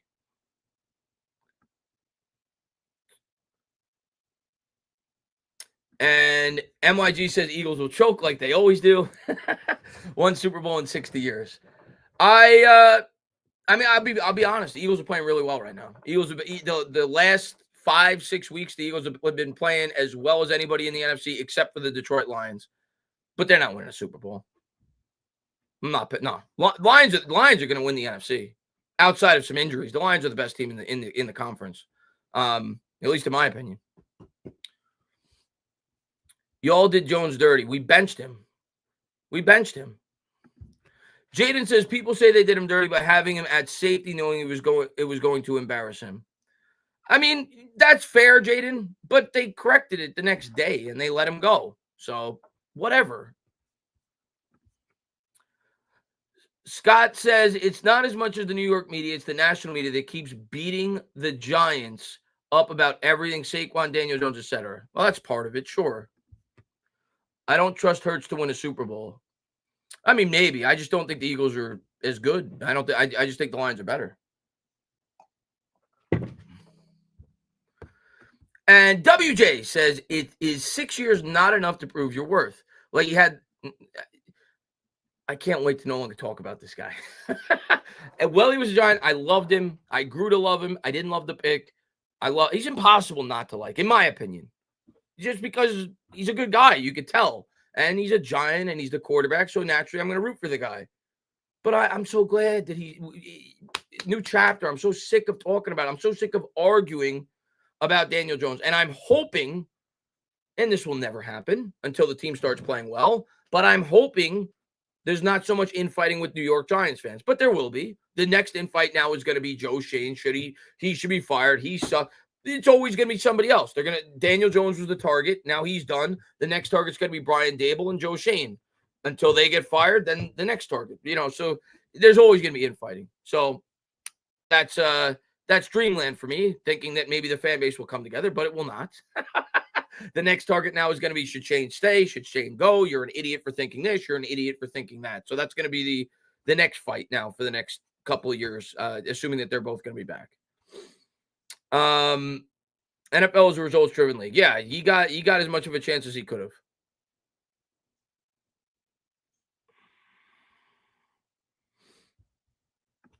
Let's see. What's up, Ray, man? Good to see you, man. Hey, Chris, let's talk about Jones. Oh, I'm glad that next year we'll be talking about Cam Ward or Shedeur Sanders or somebody else. Farrow says, no matter what the Giants do, the media will always say the Giants made the wrong decision. And to be fair, H5 Farrow, it's hard to back them up. Like I want to back them up as much as possible. I'm always going to be biased. I say that all the time. I'm a fan. Like I try to be as unbiased as I can, but at the end of the day, I'm a fan. I don't pretend to be anything but. I come on here, I wear Giants jerseys. I wear Giants hats. I'm a fan. I don't try to be some ESPN analyst. I'm a fan. I try to give you guys my opinion on what I think the team should do, and I try to at least see the sense in the things that the Giants do. Even though sometimes they may not always agree with it, I try to at least see the sense of why they did what they did. But at the end of the day, when the team is as bad as they are, it's impossible to defend them. But you're right. The national media knows that they're an easy target. And it's a big market, and it draws clicks and it draws views. And they're going to continue to do it. And they're going to try to make it more than what it is. That's just the nature of the beast.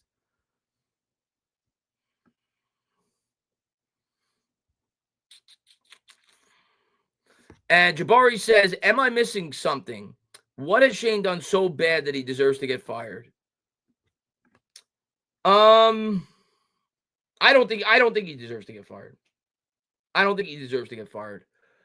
But I'm at the point now where I'm just like, if they fire him, whatever, it is what it is. Like, the team stinks. If they want to start from scratch, okay. Bring in your GM and head coach. But I don't think he should be fired. I was always of the mindset when he got the job, I'm giving this guy at least 4 years.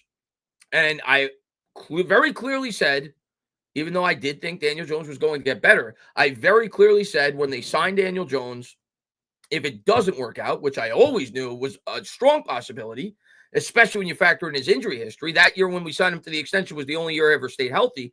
If it doesn't work out, this gives Schoen 2 more years to build a team before he gets his quarterback.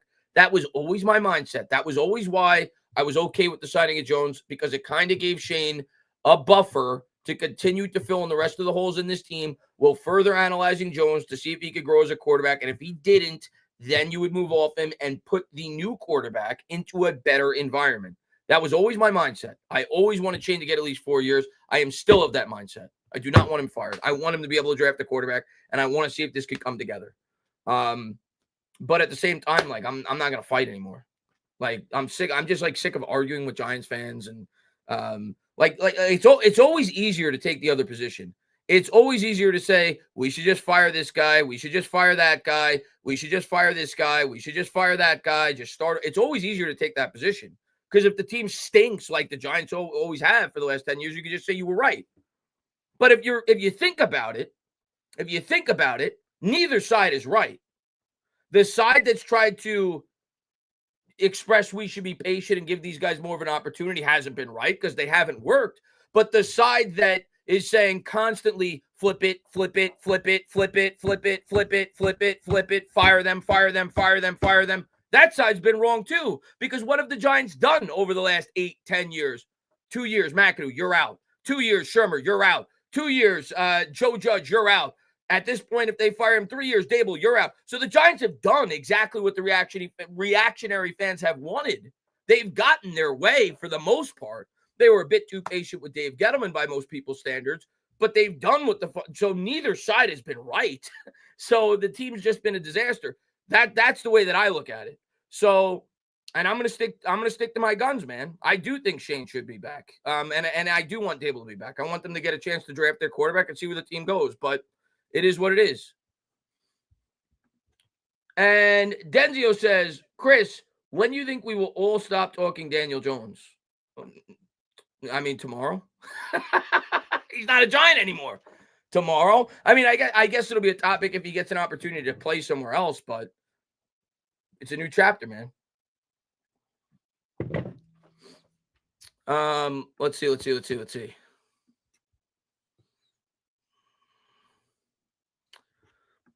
Let's be real. Gettleman should not have been hired in the first place. I agree with that. Let's also be real, Chris. The only reason Gettleman was hired was because he was. I'll believe this till the day I die. I'm not going to say that John Mara forced Eli Manning on Dave Gettleman. I'm not going to say that.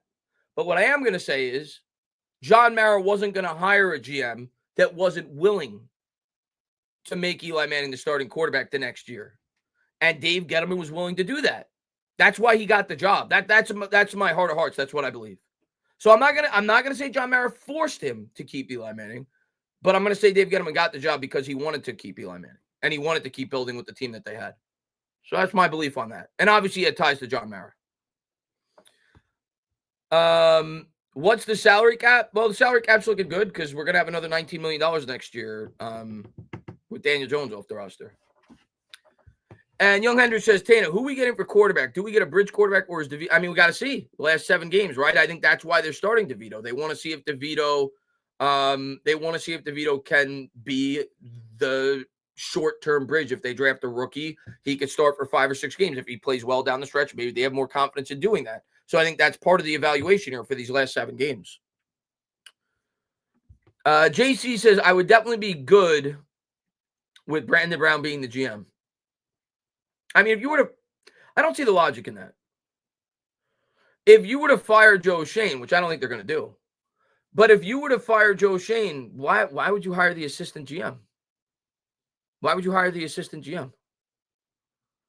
If you're saying that this new regime has been so bad that we need to fire them after just 3 years after the mess that they inherited that Dave Gettleman left. If you're only going to give them 3 years and it's that bad that you need to fire Joe Schoen, why would you hire his assistant? How do you sell the fan base on that? No, you bring in a new guy. You if it's that bad, you wipe your hands clean and you start over. And Simon says, Chris, to change the subject, what do you think about the Hyatt situation? We keeping Slayton? What's up, Jacob, man? Thanks for popping in the stream. I don't think we're keeping Slayton. I wouldn't mind if we did, but I don't think we're keeping Slayton. Jalen Hyatt, I mean, I guess we'll see. I mean, when we get a quarterback next year, maybe he could grow, but I was never as sold. I liked the pick, right? I liked the pick, a 3rd-round pick. I thought he could become something big, but I was never like head over heels in love with Jalen Hyatt, like some Giants fans were, right away. I like the pick. I was happy when we got him. You thought it was good value on draft night with his potential.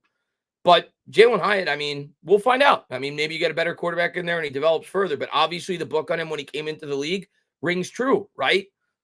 Route running. That's been an issue. And that was kind of the book on him coming in. So hopefully he can mature and get better. I'm not giving up on him, but I'm also of the mindset of we don't have our long-term wide receiver 2 on this roster. Maybe Jalen Hyatt becomes that, but I don't feel that way right now. Let's see. Big Blue says, I'm going to miss the confused looks from Jones on the sidelines. Yeah. But nothing will ever top the Eli Manning confused looks. What do you think about what do you think the Giants will do with Azeez? That's a good question. That's a good question because obviously Shane, as he should, values the edge rusher, right? He drafted Kayvon Thibodeaux 5th overall. He traded for Brian Burns. He spent a boatload on him. You could never have enough good edge rushers. But here's my prediction, Jonathan. I know a lot of fans don't want to hear this. I think he lets him go. Couple of reasons. One, how much money you're going to invest in that position. You're going to have to pay Kayvon Thibodeaux. You're already paying Brian Burns a boatload of money. I think they're going to draft an edge relatively early in this draft or the next draft because you could never have enough edge rushers. But I think he lets him go, especially when you factor in Azeez Ojulari's injury history on top of it. I know we all like Azeez when he's out there and he's playing well. I think he lets him go. Outside of him being able to sign for a really cheap contract, which probably won't happen because teams need edge rushers. Edge rushers are at a premium. Somebody will probably give him a decent-sized contract, and I think Azeez is probably going to be playing elsewhere next year. I'm not happy about that. I like Azeez. I think you want as much talent as you can at that position, but I think they'll try to replace him in the draft. Second round this year, maybe they get an edge. But that's my mindset on it. I think we're probably going to lose Azeez. I'm prepared for it. Maybe we get a comp pick for him. You look at Bryce Huff with the New York Jets. He was kind of not that I'm comparing him to Bryce Huff. Bryce Huff had an excellent year the year before with the Jets, but he was kind of like a situational pass rusher with the Jets. He didn't play, I think, more than maybe 50% of the snaps. He got a boatload of money. Not to say Azeez will get that, but maybe he gets a decent-sized contract. Maybe you get a comp pick out of it, depending on what you do in the offseason. But, yeah, I mean, my mindset is I'm not expecting him to be back. Let's see. John says, if they aren't keeping Azeez or Slayton, why didn't they trade them when they knew the season was a bust? Well, I think it goes back to what I just said. First off, what's the offer? Because John, and again, I don't know what their plan is going to be this offseason in terms of bringing in incoming free agents that may offset those comp picks. But if you were only going to get a 6th-round pick for Azeez Ojulari, which I can't imagine it would have been much more than that, because if I'm not mistaken, somebody in the chat let me know. I forgot who it was. There was an edge rusher. Was it Zadarius Smith? I can't remember. There was an edge rusher that was traded during the trade deadline. I think a couple of edge rushers, and they didn't get much. So I don't think Azeez Ojulari would have netted you more than maybe a 5th or 6th-round pick at best. So at that point, you say, okay, well, we could keep him. And if he ends up getting a $12, $13 million contract elsewhere, it may help us in the comp formula. Maybe we get a 4th or 5th-round comp pick out of it. So that could be where their head's at. If you're only going to get a 6th or 7th-round pick for him, maybe he comes back next year on a cheap deal if the market's not there. So I'm not going to kill him for that. Yeah. It was Preston Smith. Yeah. And NYG says, maybe we could get Hurts from the Eagles, and then we are a lock to the Super Bowl like they are every year. Yeah.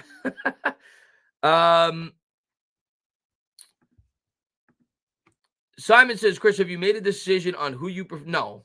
I mean, right now I could tell you who, but right now it's irrelevant. Like, we have 4 months before the draft. Is this true? Probably not. Probably not. It's probably not true, but he obviously wouldn't be starting there. But fans might as well, if they are interested, start looking at draft picks. Yeah, I mean, I think that's where fans have been looking at for the last 5 weeks, man. Unfortunately, we've become all too familiar with that. Let's see. Is Singletary a Giant next year? Educator, I don't know. What was the contract Singletary? I think it was 2 years, right? I think it was 2 years, about $5 million a year, $4.5, $5 million a year.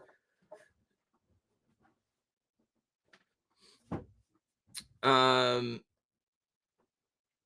don't remember the dead hit, but probably not, if I had to guess. Obviously Tyrone Tracy's shown enough that you feel comfortable that he could at least be a 1A back, if not a bell cow back. You could probably draft another running back if need be, or sign a really cheap one this offseason in free agency. So probably not.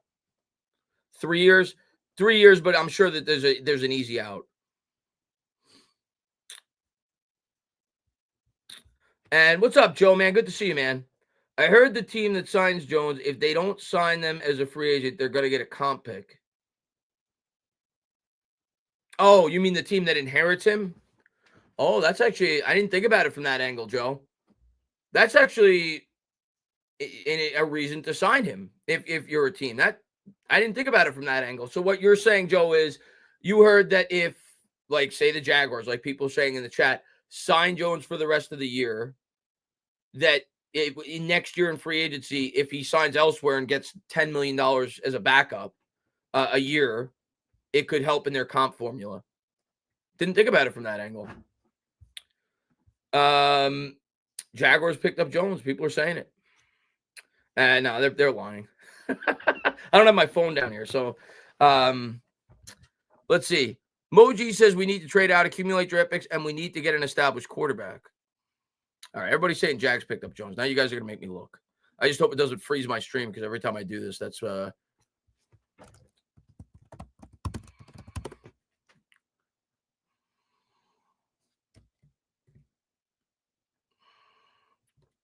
no, I see nothing about that. I see nothing about that. Yeah, I see nothing about that. I didn't think it was real, but I had to just make sure. Let's see.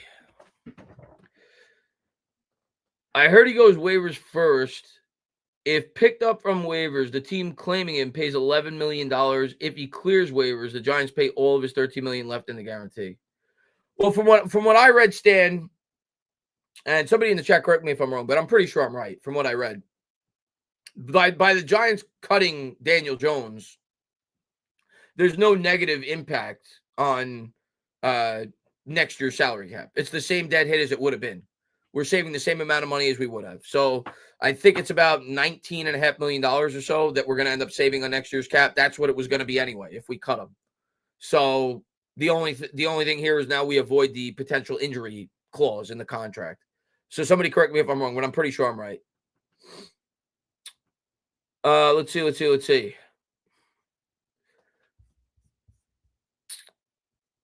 49ers, Ravens. What do you think about Saquon Barkley tweet? I saw Saquon Barkley's interview. I didn't see his tweet. I saw his interview where he was asked about Daniel Jones today.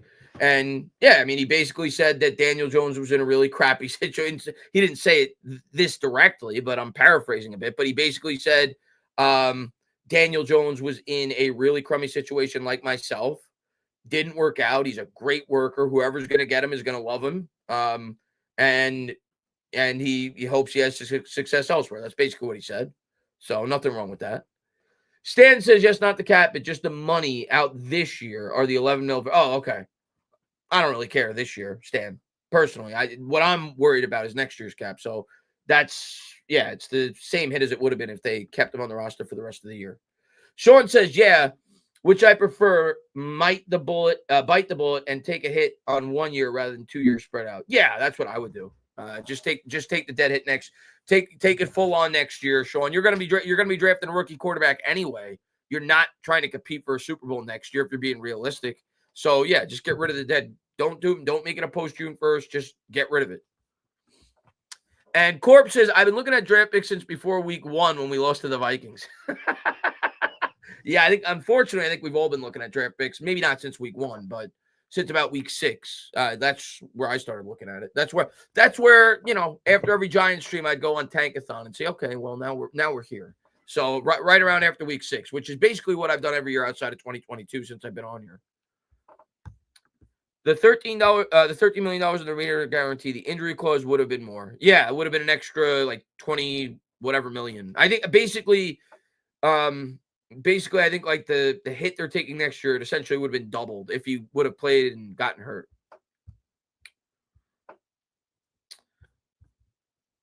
Let's see. And Dyer Giants fan with the thumbs up. Appreciate it, man.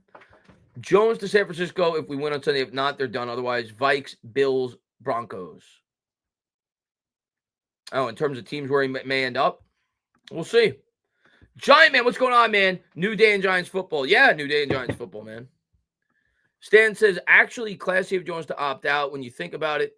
Jones had, I mean, say what you want about Daniel Jones, and I'm happy that we've moved on. I'm happy that we start from scratch. It was time. It was time for a change. But say, you can hate Daniel Jones all you want, and I understand fans that wanted to move on and can't stand him lining up under center since they've seen nothing but him for the last 6 years. But say what you want about Daniel Jones. He handled this very well, right? He handled this very well, and you would expect nothing less, right? He's been a class act since he's been here. It just hasn't worked out on the football field. Dan says, not a Giants fan, but was Danny Dimes that bad? Dan, I mean, here's my break. What I would say about Daniel Jones. Daniel Jones, from a tool standpoint, like if you're just looking at physical tools, you're just looking at arm strength, accuracy, running ability, just like tools that you would measure at the combine. From a tool standpoint, was pretty good. I would say at least an average starting quarterback from a tool standpoint, at least. And I think that's why Giants fans always said, okay, well, if he could continue to get better, maybe he could become something. Not saying elite tools, but good tools from a tool standpoint. The thing with Daniel Jones, one, he never scanned the field. He never developed that throughout the course of his career. He got better in terms of holding onto the football.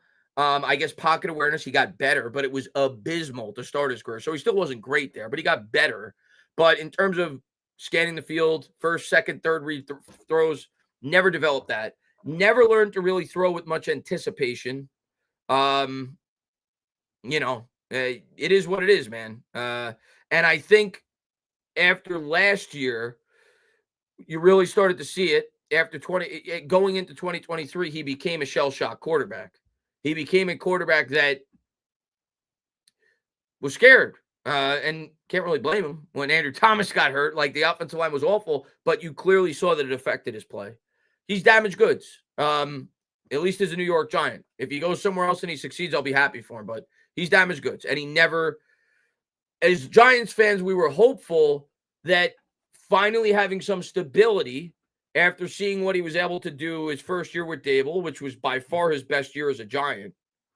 He was good that year, which is why he got the contract extension. We were hoping that was the start of something, because we said, okay, he's going to get another year with Daboll.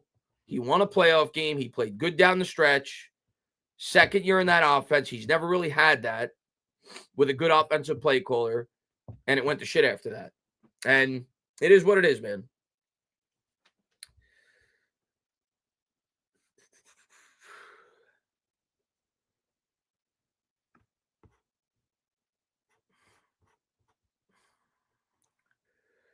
Let's see.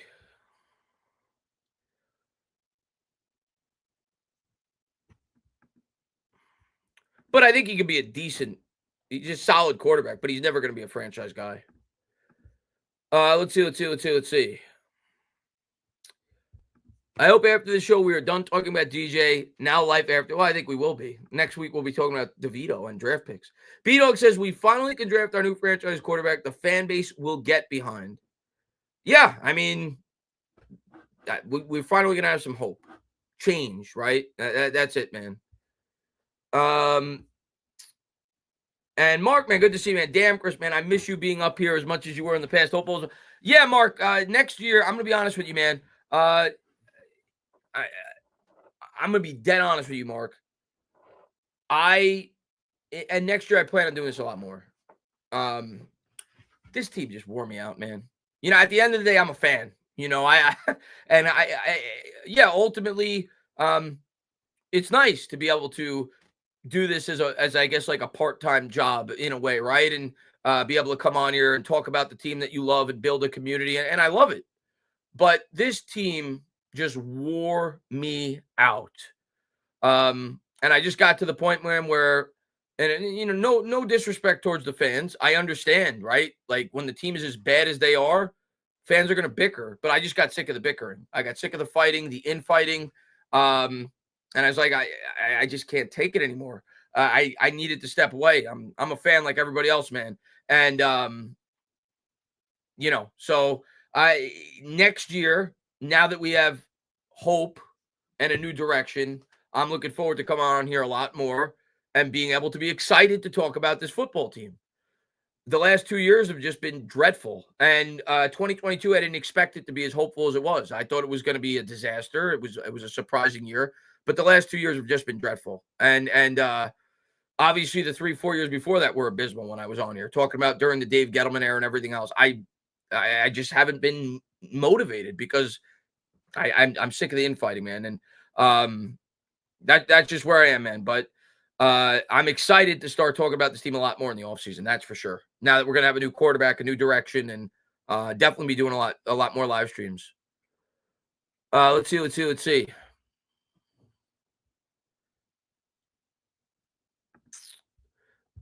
That's why you should embrace the Knicks, Chris. Well, I will be doing some I will be doing some Knicks live stream soon. I will be doing some Knicks live stream soon.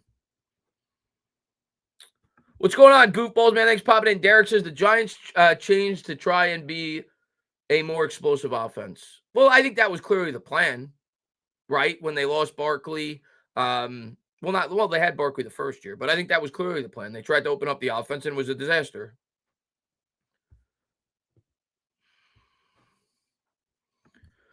Sean says, what happens if DeVito wins 4 or 5 games? What's the move? What's the move? If DeVito wins 4 or 5 games, the move is to draft a quarterback. DeVito's never going to be more than a backup. I mean, maybe I'll be wrong, but I doubt it. I don't think he's ever going to be more than a backup. It's to make him the backup quarterback if he wins 4 or 5 games. Maybe what your question is what do they do about the draft? If you like a quarterback enough to trade up and go up and get him. If not, I guess you figure it out in free agency and we go from there. Do I think DeVito's going to win 4 or 5 games? No, I do not.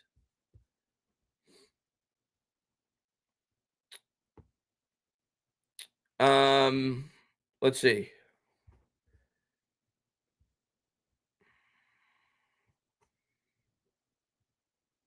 Oh my God. Cody's just trolling. And good to see Bill, man. How you doing, Bill? The fact, though, Cody, the fact that there are actually people that believe that, and I know you're trolling, the fact that there are actually people in 2024 that actually believe the earth is flat tells you all you need to know about the education system in this country. Let's see. Derek says, anyway, I'm done until next season. I'll be back if we get a quarterback I can root for. Well, you're going to get a quarterback, Derek. Joe says, I was around when they flew banners and burned tickets. It's been worse than this.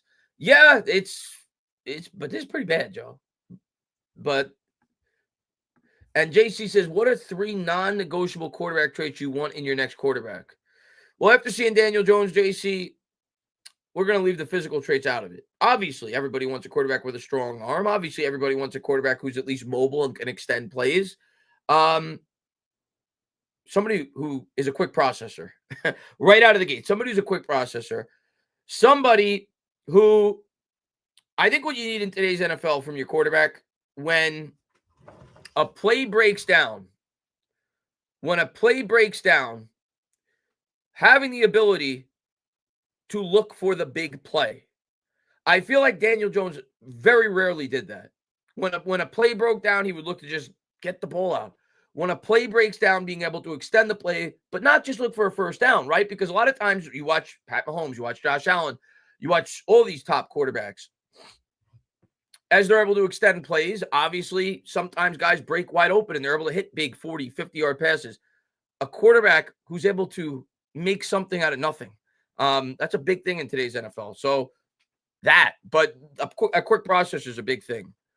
But yeah, those 2 things. Obviously, like I said, the obvious are arm strength, mobility, pocket awareness. But yeah. Team Ward Ray says, well, yeah, Ray, that's facts. Ray, I know you're a big Alabama fan. Tell me what you Tell me what you think of Milroe, Ray. I know you're a big Alabama fan. I'll be fair. I've only watched this year. I think I've watched 2 Alabama games. And I didn't love what I saw in the couple. He's a really good runner. And maybe teams look at that tool and they say he could develop into something more. What's your thoughts on Milroe, being that you're an Alabama fan? He says can't throw to save his life. Well, then I don't want him. I don't want him then. Let's see. Simon says Milroe's best asset is his speed, but Ward and Shedeur exceed him in reading plays and making adjustments. The one thing I'll say about Shedeur that I don't love, and maybe he could get better at this, and I like Shedeur. I'd be okay and happy if the Giants drafted him. But the one thing that stands out to me with Shedeur, the couple of times that I don't love when I've watched some Colorado games, I feel like he doesn't have a great feel in the pocket. I feel like a lot of times he almost like runs into sacks, and he takes like 15, 20-yard losses when he shouldn't. But again, I don't watch every Colorado game. But that's one thing that I've seen with Shedeur that I don't like, that I don't love. I think he's got a good arm. I think the one thing that really stands out to me with Sanders that I like a lot is his mechanics.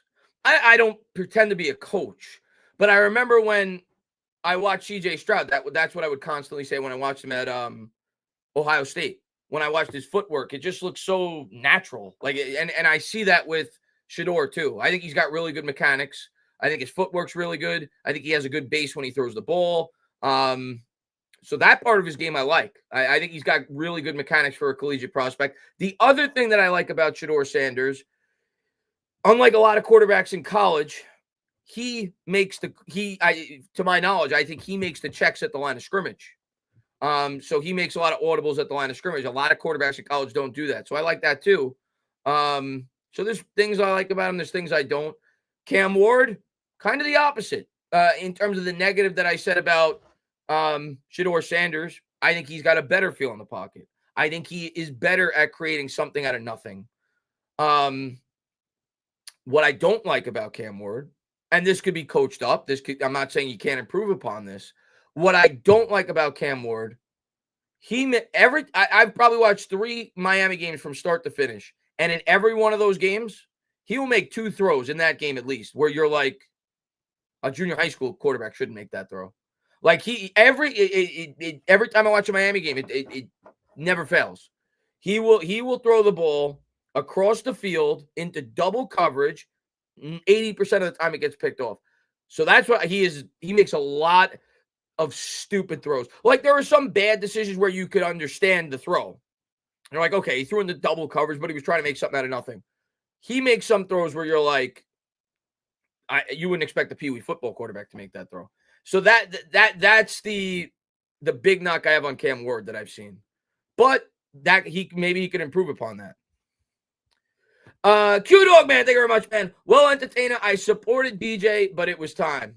Hey, man, you supported him from the start. you supported him from the start, and I give you props for that, man. I always say, man, you were my first supporter that was a steadfast Daniel Jones guy. Months before we drafted him, it didn't work out, man. We move on to the next guy, man. Now you're going to be a Shedeur guy or Cam Ward guy or whoever. That's who we're rocking with, man. That's our guy.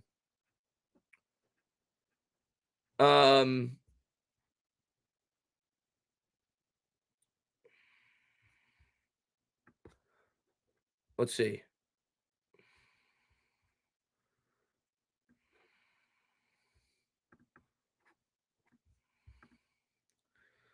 Joe says it's stuff everyone sees. Well, yeah, I mean, when you watch Cam Ward, it's obvious. What you like and what you don't. It's obvious. It's he makes big plays. He makes plays that you're like, wow, that's like that's plays that you don't see every quarterback in the NFL make. And then he makes throws where you're like what the hell was that? So that's Cam Ward in a nutshell. Yeah. Let's see. I see the same thing with Ward. Bad decision making. That's a major wart. That's processing. Yeah. Talk Pizzle off the ledge. He's troubled about being a D. I think I'm actually going to be on a live stream with Pizzle. I think it's Tuesday. New York Revival. They're doing a live stream. They asked me to pop on there. I didn't know Pizzle was going to be on there, but he's going to be on there too. So it'll be interesting to talk to Pizzle. I respect Pizzle, man. I know he's like the only Giants YouTuber or content creator or whatever you want to call it that at this point he went down with the ship, man. He went down with the ship. Daniel Jones is his guy, and I respect that though. You know, you could call him everywhere in the book. You could say that he's delusional. You could say that he's a homer. I respect that. You know, he's a Giants fan through and through. He loves his team. He went down with the ship. So I'm not gonna hate Pizzle for that. Q Dog says, on a positive note, Eli is close to being a Hall of Famer. Eli Manning, if Eli Manning doesn't make the Hall of Fame, it's a travesty. Now, he may not get in first ballot, but Q-Dog, when I looked at the class a couple of months ago, when I looked at the class and the guys that were up for the Hall of Fame bidding, I said he's probably going to get in first ballot because it's not the richest class. Now, there's some really good players. Luke Kuechly, there's a couple really good wide receivers that I can't think of off the top of my head. Like, there's definitely some good players, real great players, obviously Hall of Famers. But I feel like this is a strong class for Eli Manning to get in. It just so happens that it was his first opportunity to get in. So I actually think there's a really good possibility that Eli Manning's going to get in first ballot. And then people are going to shit bricks and they're going to go nuts. Eli Manning is absolutely a Hall of Famer. And I could talk to my head, my head blows up. And I've been making this argument for YouTube for years because I'm a Giants fan. Obviously I'm biased, but he's a Hall of Famer. All I need to say is this. Eli Manning, 2 Super Bowl MVPs. There's only, 5 quarterbacks that have ever done that. He is responsible for arguably the 2 greatest drives in the history of the NFL. Arguably the 2 greatest drives in the history of the NFL. The game-winning drive against the Patriots in 12, the game-winning drive against the Patriots in 8. Arguably made the greatest throw in the history of the NFL to Mario Manningham. Arguably was part of the greatest play in the history of the NFL, the catch by David Tyree. The entire playoff run where he knocked off Hall of Fame quarterback or very good quarterback after very good quarterback. Look at the names that he knocked off on the road, mind you, during those playoff runs. He knocked off Aaron Rodgers. He knocked off Brett Favre on the road in both instances. He knocked off Tom Brady on a neutral field site twice in the biggest game on the planet. Against the greatest regular season team in the history of the NFL, the 18-0 New England Patriots. He knocked off Tony Romo, which everybody did. He was awful in the playoffs, but he knocked him off on the road nevertheless, when the Cowboys had a much better roster that year. He knocked off Jeff Garcia, who was a very good quarterback, obviously not a Hall of Famer, but multi-time Pro Bowler on the road. He knocked off Matt Ryan, probably going to be a Hall of Famer in the playoffs. Like, look at it. Look at those names. And obviously the Iron Man streak, the top 10 in passing. I think he's 11th now, but top 11th in yards, top 11th in touchdown, the Iron Man streak. You go on for days. Eli Manning's a Hall of Famer. It's a joke that people argue that he's not. But thank you, man. And Just a Guy says, if we play our cards right, maybe we could get a Daniel Jones in free agency. I hear he's going to be available. That's not happening. Well, and JC says people also forget that Plax was injured for the Super Bowl he played, but wasn't near 100%. Listen, I get why fans are sour on Plaxico Burress. I get it. Obviously, he cost the New York Giants an opportunity to win back-to-back Super Bowls. Could have been a dynasty, so I get it. But I will say it till the day I die. Plaxico Burress had the greatest game when you factor in the elements, when you factor in the significance of the game, when you factor in the player who was guarding him, a Pro Bowl cornerback in Al Harris. Plaxico Burress had the single greatest game I think I've ever seen a wide receiver have. Not just in a Giants uniform, in an NFL uniform. In that NFC title game. Negative 30 degrees with the wind chill. NFC Championship game on the road, Lambeau Field. What did he have that day? What do you have, 11 catches, 12 catches? He undressed Al Harris, start to finish. The greatest game I've ever seen. It's certainly a New York Giant wide receiver ever have. One of the greatest games I've ever seen a wide receiver, period, have that day by Plaxico Burress. And Plaxico Burress was instrumental in Eli Manning becoming what he did. So he was incredible. Just unfortunate that he shot himself. And Simon says, my favorite Plax TD was the game winner in Philly when he chucked it up into the stands. Love the disrespect. You're talking about the game where they were down 17 points going into the fourth quarter. Yeah, that was the game.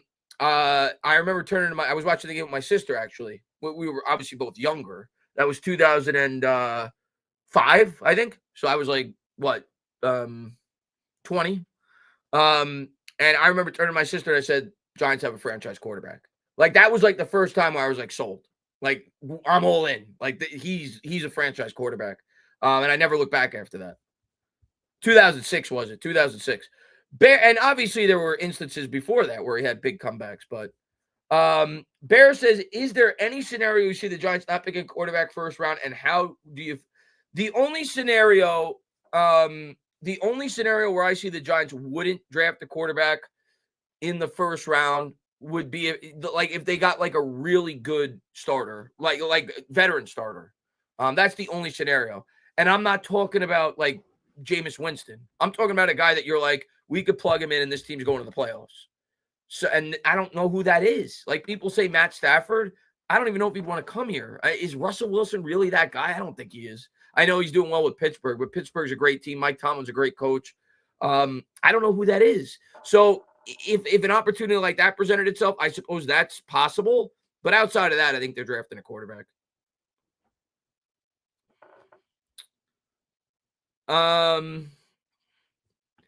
Simon says, Chris, who do you think between Cam and Shedeur has better upside that can realistically be tapped into? Probably Cam Ward. I do think Shedeur Sanders' arm strength is better than people credit him for. Like, I see a lot of people, I've seen people make comparisons, like player comparisons with Shedeur to, like, I forgot who it was, but I remember, Tua. I saw somebody make a comparison to Tua Tagovailoa with Shedeur Sanders. And I'm not trying to bash Tua. He's been pretty good in the NFL, albeit he's got Tyreek Hill and Jalen Waddle, but he's been hurt. But, like, I don't know, man. I think Shedeur's got a much bigger arm than that. I've seen him make some throws where I'm like, oh, yeah, that's an NFL arm. So I've seen that comparison, but I disagree with that. I think he's got a better arm than that. But, yeah, if I had to say who's got a better upside, I'd probably lean towards Cam Ward. Nathan says, JPP was another one we had to let go for playing with booms. New York Giants franchise is all about having class. Well, they kept him around for a few years after that. And appreciate that, John, man. Thanks for being. I know you're a big Knicks fan, John. I'll make you guys a promise. I'll do a Knicks game after the holiday, after Thanksgiving. So the week after, I'll start doing at least one or two Knicks games a week. Sandman says, Sanders said he'd love to throw to Neighbors and he liked it. Oh, dude, I'm not concerned with all the people that are saying that Sanders wouldn't want to be a Giant. He'd be fine playing here. And MYG says, Simon, I remember that Philly game like it was yesterday. Better day. Yeah. Oh, you're talking about the Plaxico game? If they win their way out of the top 5, would you trade up to 1 for Ward or Sanders? Would I? No. No, I would not. Do I think the Giants would? Probably.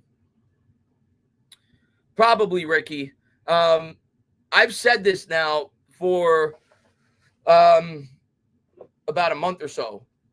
I've commended Joe Schoen over the last couple of off seasons where I feel like he hasn't forced a quarterback pick. And that's a good thing, right? He didn't force a quarterback in 2021 or 2022, rather, when the horrible draft class with Kenny Pickett and Malik, we know the story. Willis didn't force a quarterback that year. Obviously wasn't in a position to draft a quarterback in 23. Didn't force a quarterback last year. He took Neighbors, who, in my opinion, was by far the best overall player on the board when we were picking. But he could have taken J.J. McCarthy. He could have taken Michael Penix. He could have taken Bo Nix. He didn't do it. He didn't force a quarterback pick. But I've said now this year offseason, if those same quarterbacks were in this class after, and Shane was entering his 4th year, and he already has Neighbors on the roster, and Daniel Jones is now going to be off the roster, I think he would take J.J. McCarthy in the same situation this year.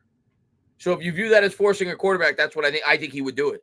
Because I think at this point, where else does he go? If he likes a quarterback enough at this point, I think he's going to take one. He can't stick around and continue to wait. I don't see it. I think he's going to take a quarterback. So if you're asking me, would I want them to trade up to one to get a quarterback? Probably not. I don't think either one of those quarterbacks are worth that. I'd be okay taking them if we're at one. I wouldn't want to give up future first-round picks to get those guys. But do I think that Joe Shane would entertain it? Yeah, I do. I do. Let's see.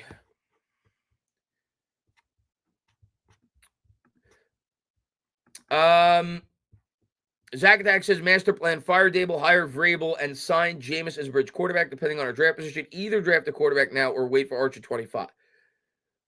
You mean 26, but there's no guarantee Archer's coming out in 26.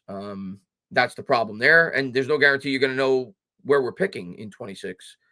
Yeah, and there's no guarantee Vrabel would want to come here to coach this team, especially if you fire Dable.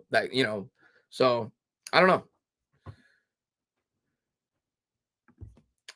I think he'd reach on Milroe and let him sit for a year and let Dable work with him, same way he did with Allen. Not saying he'll be as good. Depends how they feel about him. He forced plenty of other picks. Shane? Well, let's talk about it, goofballs. What picks do you feel that Shane forced? His first draft, I mean, we could look back at it now and say the picks haven't worked out, but we're talking about forced picks. His first draft, I don't think Kayvon Thibodeau was forced. I think most people would have said he was probably the best overall player, not without hindsight, was probably the best overall player there at 5. So that pick wasn't forced. Evan Neal wasn't forced. He was a really good prospect. So I don't view either one of those picks as forced. I don't think he forced a Wan'Dale pick. I think they just liked him. They thought he was a good scheme fit in their offense. I don't view that as a forced pick. I don't think any of the picks in the first draft were forced. Like after you get out around like 3, it's like you pick who you feel fits your team. So I don't feel any of the picks in the first draft were forced. Obviously, a lot of them haven't worked out. The next draft, 2023, I don't think Deonte Banks was a forced pick. I feel like that's where he was appropriate and supposed to go, and it was a rich cornerback class. Giants needed a corner, and yeah, I think most people had him going in that area. I don't think that was a forced pick. John Michael Smith certainly wasn't a forced pick. A lot of people had him as a back end of the first round, early second round pick. Many felt he was the best center in the draft class. Jalen Hyatt, I don't think was a forced pick. I don't think Joe Shane has forced picks. He just hasn't made some. He hasn't done a good job with a lot of them. But I don't feel like he's forced picks. Let's see. Eric Gray admitted was a force. Flott, Ezeudu, and Wan'Dale were all picked. Yeah, I mean, yeah, I guess. I don't like labeling like 5th round picks forced picks. I feel like, you just pick who you feel fits best with the type of team you're looking to build at that point. But they didn't work out. I still think Flott could be decent, by the way. I don't know how you guys feel about him in the chat. I still think Flott could be decent. Ezeudu obviously is a disaster. Wan'Dale I like, but he hasn't become what I was hoping he would this year. And Eric Gray so far has been nothing. Ian says, Chris, would you rather we fire Shane and Dable now or let them draft a quarterback and give them another year? I would. Well, here's what I'm going to say. Here's what I'm going to say about the Shane situation. I would, if they're going to keep Shane and Dable, I want them to get 2 more years.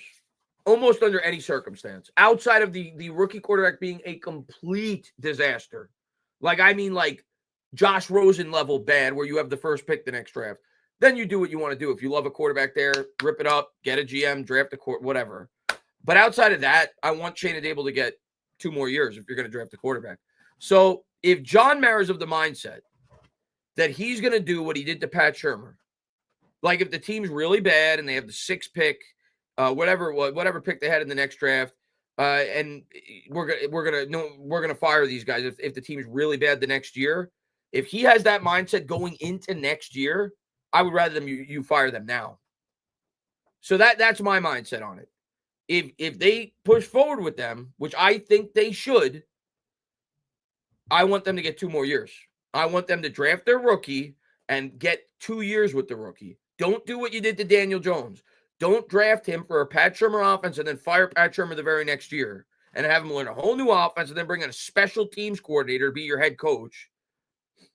That's my mindset. If you're going to keep these guys, draft your quarterback and give them 2 years to build with the quarterback and see where the team goes after that. If it's a disaster, then you fire them and you start over. So that's where I'm at. Let's see.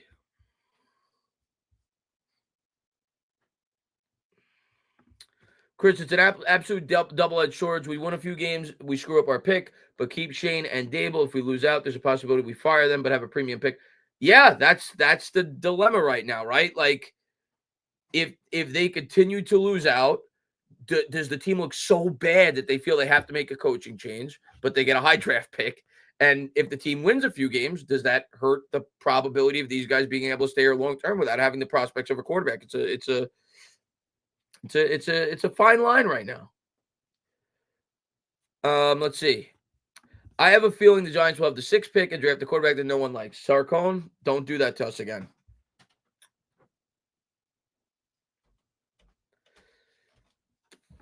The Defender says Shane and Dable cannot be trusted to draft the franchise quarterback. They passed on getting quarterback too many times. Well, Defenders, let's talk about that argument because I've seen a lot of people make that argument.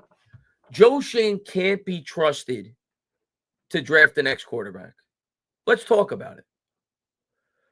Let's go year by year. 2022, they evaluated Daniel Jones as a guy that they did not think was the long-term answer. Obviously, they didn't sign him on the 5th-year extension. Okay? What quarterback did you want them to draft in 2022? So we could all agree there. No wrong decision at the quarterback position in 2022. Can we agree there, Defenders OC? Kenny Pickett was the first quarterback off the board. We could agree, right? 2023. You were picking 25th. What's your option? What did you want to do at 25 if not keep Daniel Jones? What did you want to do at 25? Coming off a playoff win. What did you want to do? Did you want to draft Mayo, Captain Mayo, with the Tennessee Titans? Because that was your only choice. You weren't trading up to 3 to get Anthony Richardson, who's been bad, by the way. So in terms of quarterback evaluation at that point, I think it's at least fair to say it's not crazy for them to think, well, there's probably a better chance if we give Jones another year or two based off the year he had, he may be able to grow into something than anybody that we may be able to draft with the 25th pick. So, okay, that's my mindset, at least on 2023. 2024, you were picking 6th. We watched Hard Knocks. They said they wanted to trade up for Jaden Daniels. They supposedly wanted to trade up for Drake May. So they tried to trade up for both of those quarterbacks. You can't force a trade that's not there. So what if those teams can't trade back? What do? You have to take the best player on your board. That's what they did. So I don't know. Am I crazy? I mean, I feel like I don't know. I don't buy into that narrative that they can't evaluate a quarterback. I'm not saying they'll hit it with the pick they make. Teams miss on quarterbacks all the time. But I don't buy into that narrative. Michael says, Chris, tough decade and a half to be a Giants fan. 3-13 record since that absurd contract is just terrible. He had 6 years to get better. He got worse. Saquon covered his flaws in 2022. I can't argue that at this point. Obviously, the contract was a disaster. We could at least try to make sense of why they did what they did, but it didn't work out. And at the end of the day, it's a results-driven business. The contract was a joke. The contract was awful. Like you said, that's the results. So you're right. No, Tana, no context allowed. No context allowed. But yeah, I mean, I can't defend that, man. He was a disaster. Disaster. Bill says, would you trade up for Daniels? Dable, yes. Of course, Dable can't be trusted. Well, that's where I'm at, man. It's like I just feel like it's a nonsense narrative. I don't buy that. And anybody could miss on a quarterback. I think we could all agree in the chat that Kyle Shanahan is, if not the smartest offensive coach in the NFL, he's probably second or third. I would personally say Andy Reid's one, but he's top three. He traded 3 first-round picks to get Trey Lance. So anybody could miss on a quarterback. It's the most unpredictable position in sports. So just because I want to give them an opportunity to take a quarterback doesn't mean they won't screw up. They easily could. But I don't buy the narrative that because of what's happened the last 3 off seasons that they shouldn't be allowed to take a quarterback. What quarterback realistically did they pass up on? You want to say Bo Nix? I don't know. I guess. J.J. McCarthy got hurt. Michael Penix hasn't played. Is Bo Nix really going to be the guy that you say they should be fired because they didn't draft him? Like, who's the guy? They couldn't take Kenny Pickett. They couldn't draft the quarterback the following year. Who's the guy? Let's see. In Eli's final season as a full-time starting quarterback for the Giants in 2018, Eli was past his prime, yet had 21 touchdowns and 11 interceptions. I mean, Eli Manning is a Hall of Fame quarterback. He's much better.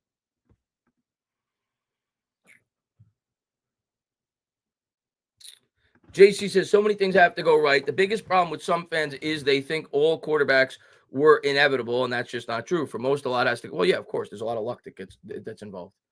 I mean, let's be honest, JC. I love him to death. He's a Hall of Famer. He's my favorite player of all time, right? I love Eli Manning.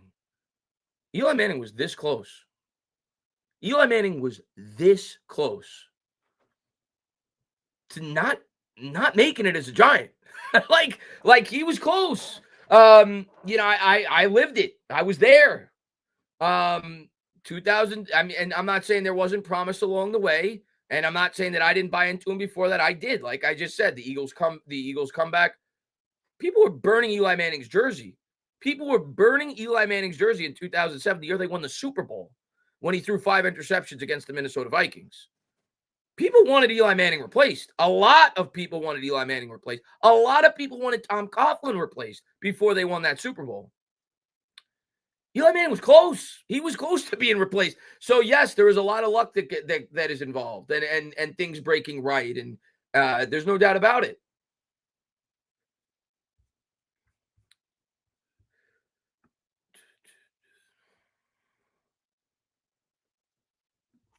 Let's see.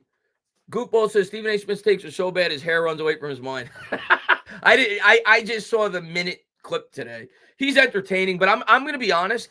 When I watch Stephen A. Smith, I can't keep my eyes off him.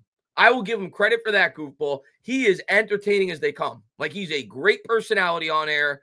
I can't keep my eyes off of him. But whenever I see him do his rants, this is how I hear it. Like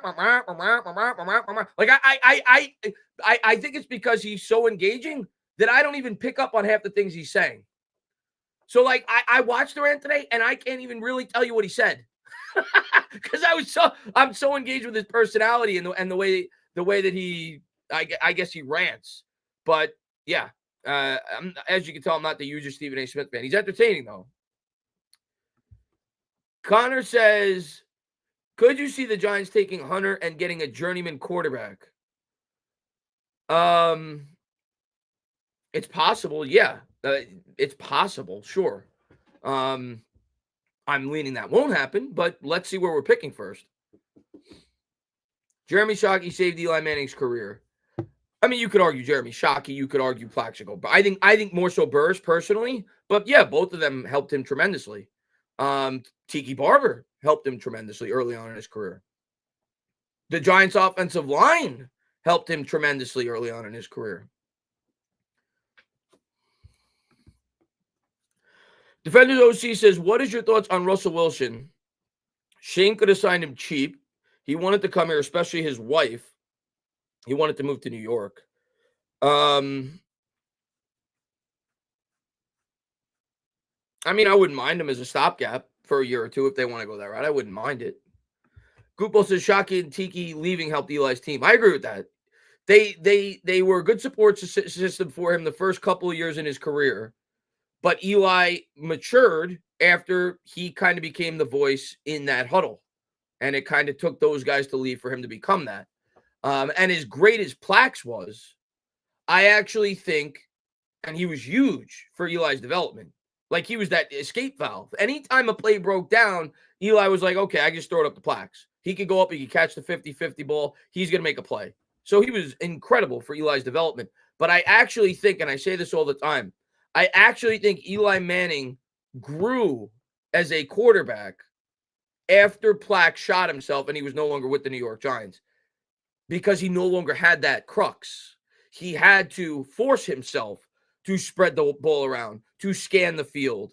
I actually think he grew as a quarterback, but he needed, I feel like that's not to take away from how important they were early on in his career for him to start to develop.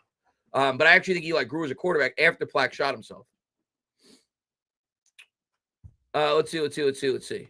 Simon says, I think at this point it's important for this team to get their quarterback just so fans actually stay interested. Well, yeah, of course. The team needs help. The team needs to sell hope to get the fans to tune in. And that is, that's what and I think that's why they're going to draft the quarterback more than anything else. Gupo says Tiki is, but he's also underrated and should be in the Hall. Him and Coughlin could not work together anymore. Tiki should absolutely be in the Hall of Fame. Tiki should absolutely be in the Hall of Fame. I mean, the guy I think he's one of only like 5 running backs ever that has 10,000. Maybe it might even be 3. Like, it's not many. He's one of only a handful of running backs that have 10,000 yards rushing and 5,000 yards receiving. And I think he had like the most scrimmage yards combined over the last 3 years of his career. I think if you take those last 3 years, he had more scrimmage yards than any running back in football. Kelvin says, what are your thoughts on the Penguin? I think the Penguin's great. Now, Kelvin, I'm a binge watcher. I watched the first episode of the Penguin, and I loved it. And I said, I'm going to wait till the series is over. I'm not going to watch the second one. I'm going to wait till the series is over. And I actually started to binge it last weekend. And I only got through episode 5. So this weekend, I actually plan on finishing it. I've seen episodes 1 through 5. And I love it. I think it's great. And I'm actually a guy that has steered away from the Marvel side of things or the superhero side of things. I'm not super interested in them anymore, but I think that show is great. I love it. Bill said you start talking Tiki and Hall of Fame bad dog. Yeah, that's his biggest thing. Charles says Jim Harbaugh should be our coach and Herbert should be our quarterback. Man, the Chargers don't even have fans. It's not fair. Charles Barkley, I don't know if well, you've been with me for a long time, so you probably do remember when I made the videos and was talking about it.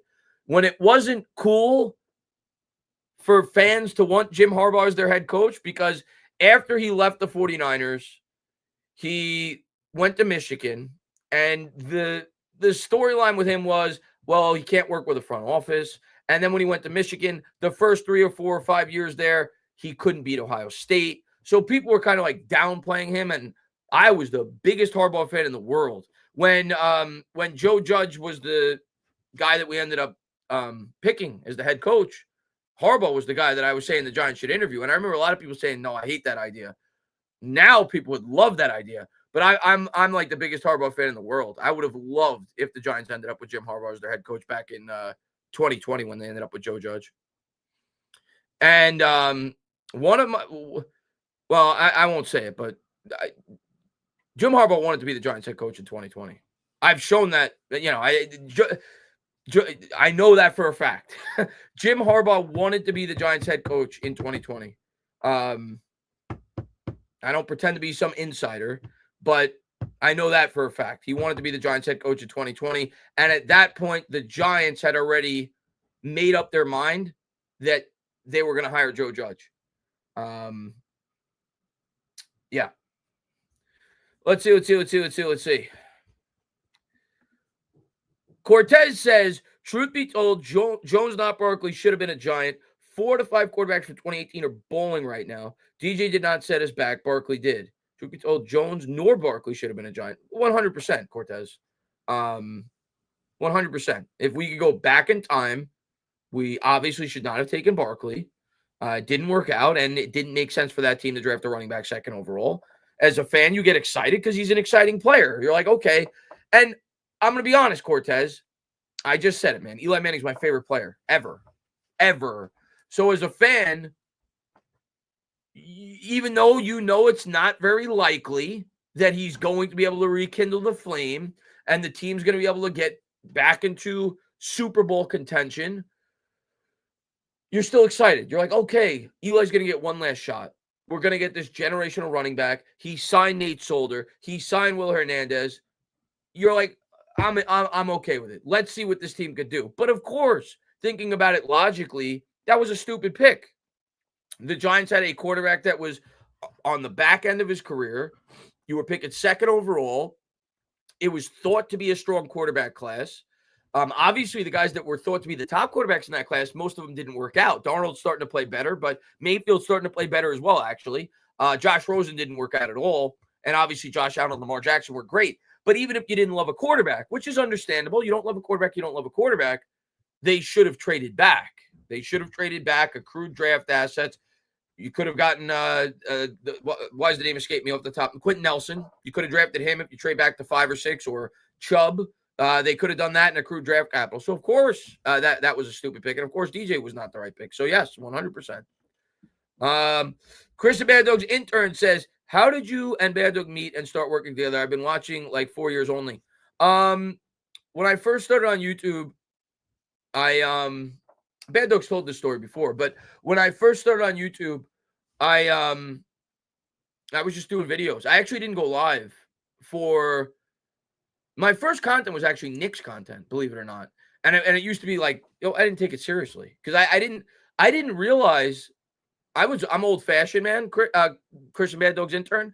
I'm old fashioned. So I didn't even realize like how big of a platform YouTube had become for people to get alternate media or whatever, whether it be sports, whether it be news. And I'll be honest with you, I don't really watch a lot of sports on YouTube, but I watch a ton of political content on YouTube because I am so sick of MSNBC and CNN and Fox News. I'd rather get it from an unbiased perspective, but I'm old fashioned. So when I first started on YouTube, I took it as a joke. I thought it was, I just gonna have fun. I had just broken up with my girlfriend at the time. My friends convinced me to start a YouTube channel to get my mind off of things. And I just tried to make people laugh. And I actually did Knicks content. But then as the Giants season approached, I started doing Giants content. And all I did was videos, never went live. And I did my first live stream. I called the Giants game against Washington, I think it was. Maybe it was Chicago. It might have been the Barkley game where he leaped over the defender. And people said, you should talk to Bad Dog. So I popped into one of his live streams. Back then he would go live like 3 times a day. Like he live streamed like everything. So I popped into one of his live streams in the chat. I just, messaged him in the chat. Would you like to work together one day? And he responded. I don't remember how we did it, but we exchanged numbers. Obviously, I don't know how we did, but we did. And then I called him or texted him. And the first week he blew me off. Not intentionally, I'm sure, but he said he had something to do. He couldn't do the show. And I was like, okay, whatever.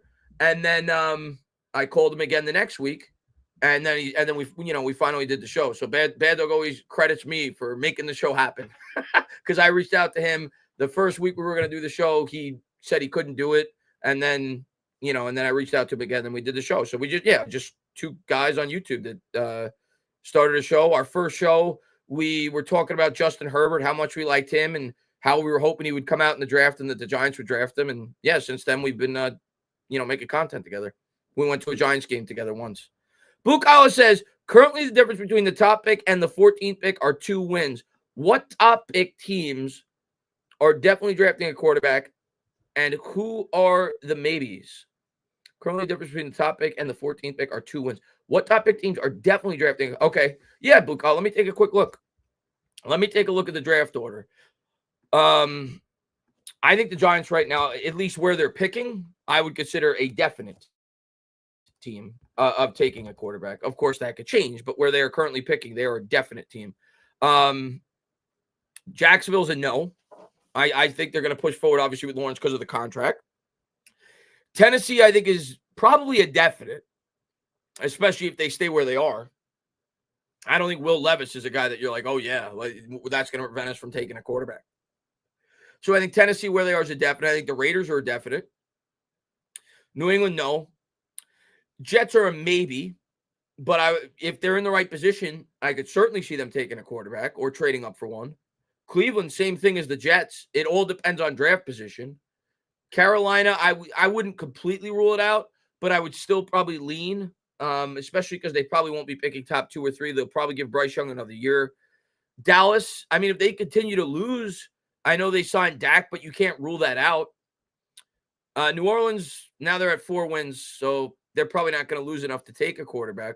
But, I mean, out of those teams, I mean, it all depends on where these teams finish. But you can make an argument out of the 9 teams right now, when you look 1 through 9, you got Jacksonville, the Titans, the Giants, the Raiders, New England, the Jets, Cleveland, Carolina, and Dallas. You can make an argument out of those 9 teams. There's really only 2 that you could conclusively say, more than likely, no matter where they're picking, they're not taking a quarterback. And that's Jacksonville, and that's New England. Obviously, drafting Drake May, who's actually looked really good. But outside of that, man, you could make an argument that any one of those other 7 teams could take a quarterback. Tennessee, clearly. Giants, clearly. Raiders, Jets, clearly. Aaron Rodgers is probably not going to be there next year. Same thing with Cleveland. I don't care about the Deshaun Watson contract. Certainly could take a quarterback. Carolina and Dallas, less likely, but certainly possible. So, obviously, some more likely than others, but the definites for me are the Tennessee Titans, the Giants, the Raiders. Those are the 3 definites. And then the others, if they're in the right spot, could certainly take a quarterback too. So, yeah, man, it's all going to depend on draft position and what teams are willing to trade up to get said player. So, there you go. And I didn't even look after the top 9, by the way. So, I'm sure there's some other teams that could creep up, but I hope my live stream didn't crap out. I don't think it did, but Buko, thank you very much, man. Let's see.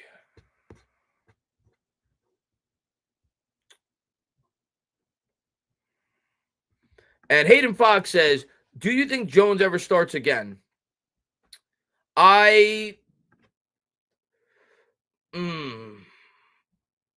think Jones ever starts again? Yes. But I don't think he's going to I don't think he's going to be like an opening day starter. I feel like he's a guy that, similar to like Teddy Bridgewater, when he kind of got his second opportunity when he signed with the Saints. I think Jones is a guy, and then he ended up getting a contract because he played well with the Saints when he was in a good position. He ended up actually getting a short-term contract with Carolina, I think. But I think I could see that. I could see him latching on as a backup in a good situation. I think he'll be strategic where he picks to play. And if he gets an opportunity, I could see that, but I don't think he'll ever be, unless he plays well when he gets that opportunity. I don't think he could just step into a spot right now and be the opening day starter. But I think if he goes into a really good situation and he gets an opportunity to play 2, 3, 4 games, maybe he gets an opportunity again to start in the NFL. But I think he's going to have to be a backup first.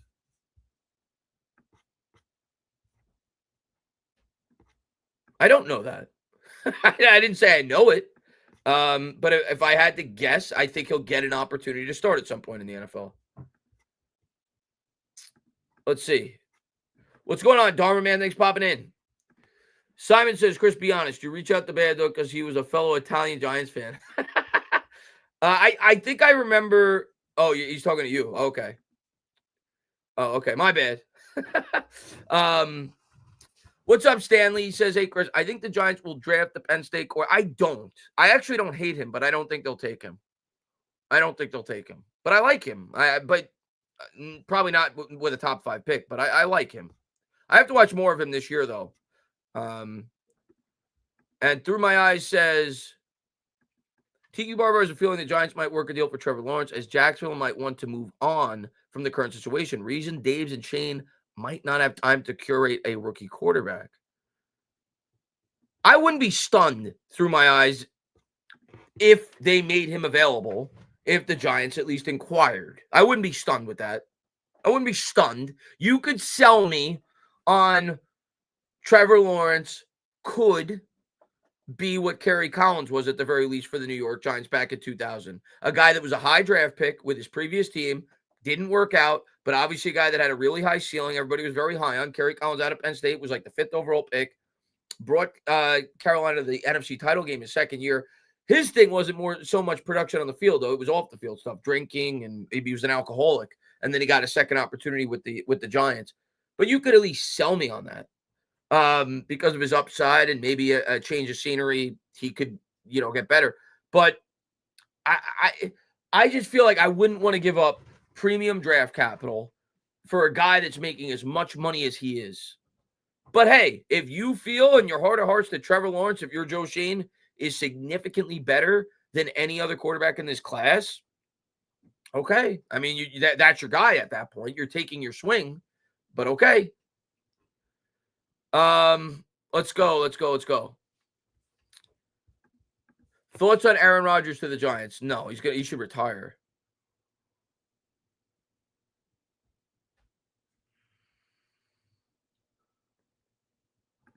And Titanium says no one knows what DeVito is going to be. His football IQ may turn him into Brock Purdy. Hey, I'll never rule anything out. I'm not banking on it. I'm not expecting it. I'm going to have fun. I'm going to watch him play, and I'll root for him. I'm just hoping he can be a backup. That's what I'm hoping. And that'd be cool. It'd be a good story. Hometown kid. I'm hoping he can be a backup. A good backup. That's what I'm hoping. Let's see. Sean says, but Dana, according to Dave Gettleman, the second pick in the draft should be a gold jacket. Gettleman, well, to be fair, Sean, and it was a horrible pick. But to be fair, a healthy Saquon Barkley is a gold jacket player. He wasn't wrong about that. He was just wrong about drafting him. It's a bad pick. You don't take a running back second overall when you should be a team that's in rebuild. But he's a gold jacket player. If Saquon Barkley stayed healthy his whole career, he's clearly a gold jacket player. He hasn't. He still may end up being a gold jacket player. AP says, Chris, based on what we know about Schoen and Dable, what quarterback do you think they draft if they had the pick of the litter? I'm leaning Shedeur Sanders, AP. And that's strictly based off of the activity we've seen.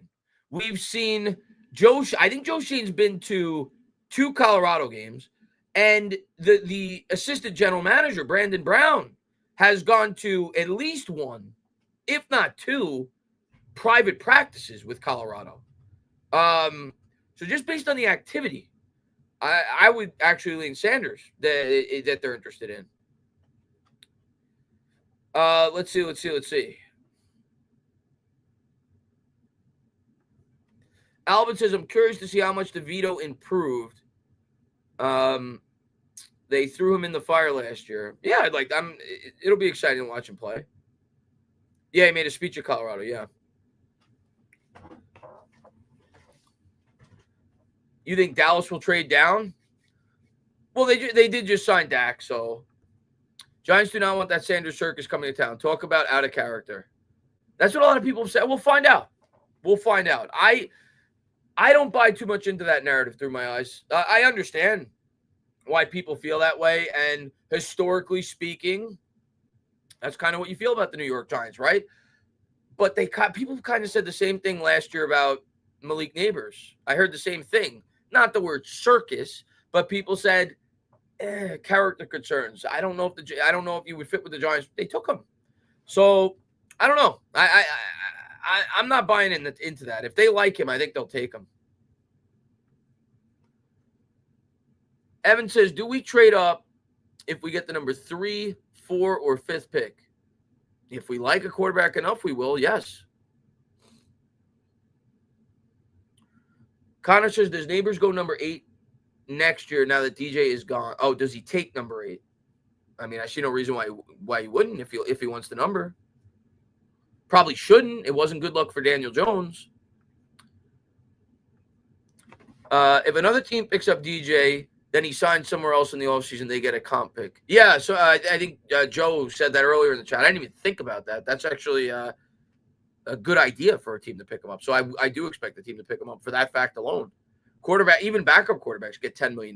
That could offset another outgoing contract. It could help you get a comp pick with another player. So it makes sense. Let's see. Do you think Quinn Ewers is good? Not top 5 good, no.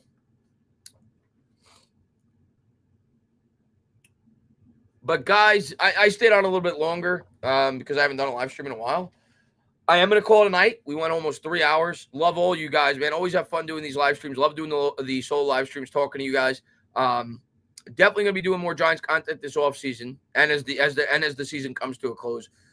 We'll start some Knicks stuff probably in about a week or two. I'll start doing at least 1 or 2 play-by-plays a week. I plan on doing that. Love you guys.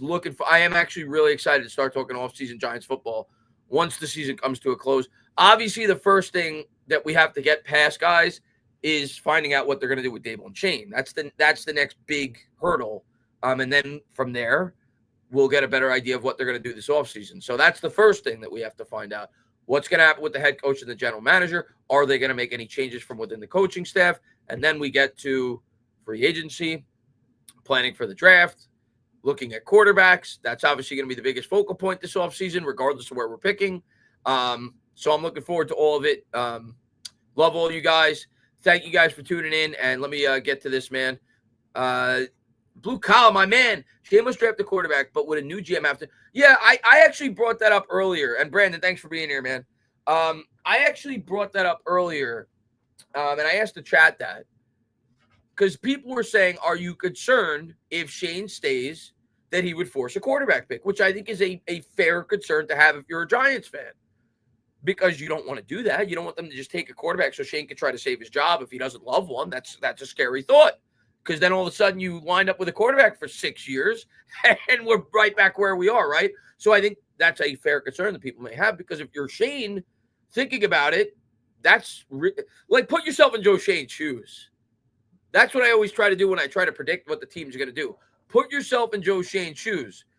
All he's concerned with, if we're being honest, and all any GM is concerned with, if we're being honest, when they're thinking about making franchise-altering decisions, like signing Daniel Jones to the contract he did, like potentially drafting a quarterback, is what path is going to give me more time to be able to continue to build my football team. So if you're Joe Shane, it is as clear as day at this point, the path that's going to give you more long-term security, more of an opportunity to continue to build your football team, is to draft a quarterback in this year's draft. It's as clear as day to me. If they have an opportunity to draft a quarterback, they're going to take one. So I think that's a fair concern to have if you're a Giants fan going into this offseason. Does Shane just draft a quarterback to draft one? But here's what I'm going to say, Blue Collar. If say what you say plays out and they fire Shane and they bring in another general manager, if the Giants are picking second, first, second, third, I think they'd take a quarterback anyway. Because in the NFL, just like I think Joe Shane would have taken a quarterback in his first draft if there was a quarterback worth drafting. There wasn't. In the NFL, if you're picking first, second, or third, and you need a quarterback, and there's a quarterback that you convince yourself is worth drafting, and you don't need to trade up to get one, you don't know when you're going to get that opportunity again. So if we're picking top 2 or 3, I don't think it matters who the general manager is. I think they'd take a quarterback no matter what. So that's just my mindset on it. If we're picking second or third, I don't think it matters who the GM is. Whether it's Joe Shane, whether it's Joe Schmo, they're going quarterback. So that's why I'm not even scared in a way that Joe Shane will force a quarterback, because I feel like if we're picking second or third, no matter who the GM is, they're going to take a quarterback. Now, maybe if we're picking 6th or 7th, you're scared that Joe Shane may trade the farm to go up and get one to preserve his job. Yeah. But I don't think it would matter, man. I think no matter who the GM is, they would take a quarterback if they're picking top 2 or 3 in this draft. But guys, I am going to close it out. Appreciate all you guys. You guys are the best. You guys have a great weekend. If I don't see you before, which I will, I'll be on Bad Dog Sunday for the Giant game. So I'll say happy Thanksgiving then. But if I don't see you there, have a happy Thanksgiving. Have a happy holidays. And you guys have a great rest of your night. Have a good weekend. Love you guys. You guys are the best. And David says, Tana, my brother, is mind-blowing that Drew Phillips is he's number one cornerback, not number one rookie quarterback, number one cornerback. And I'm not a PFF guy, but the number one quarterback in PFF rankings in the NFL, Andrew Phillips. Pretty crazy. Now, I think he's missed a little bit of time this year, but still crazy. But guys, you guys have a great rest of your night. See you guys soon. Have a good one.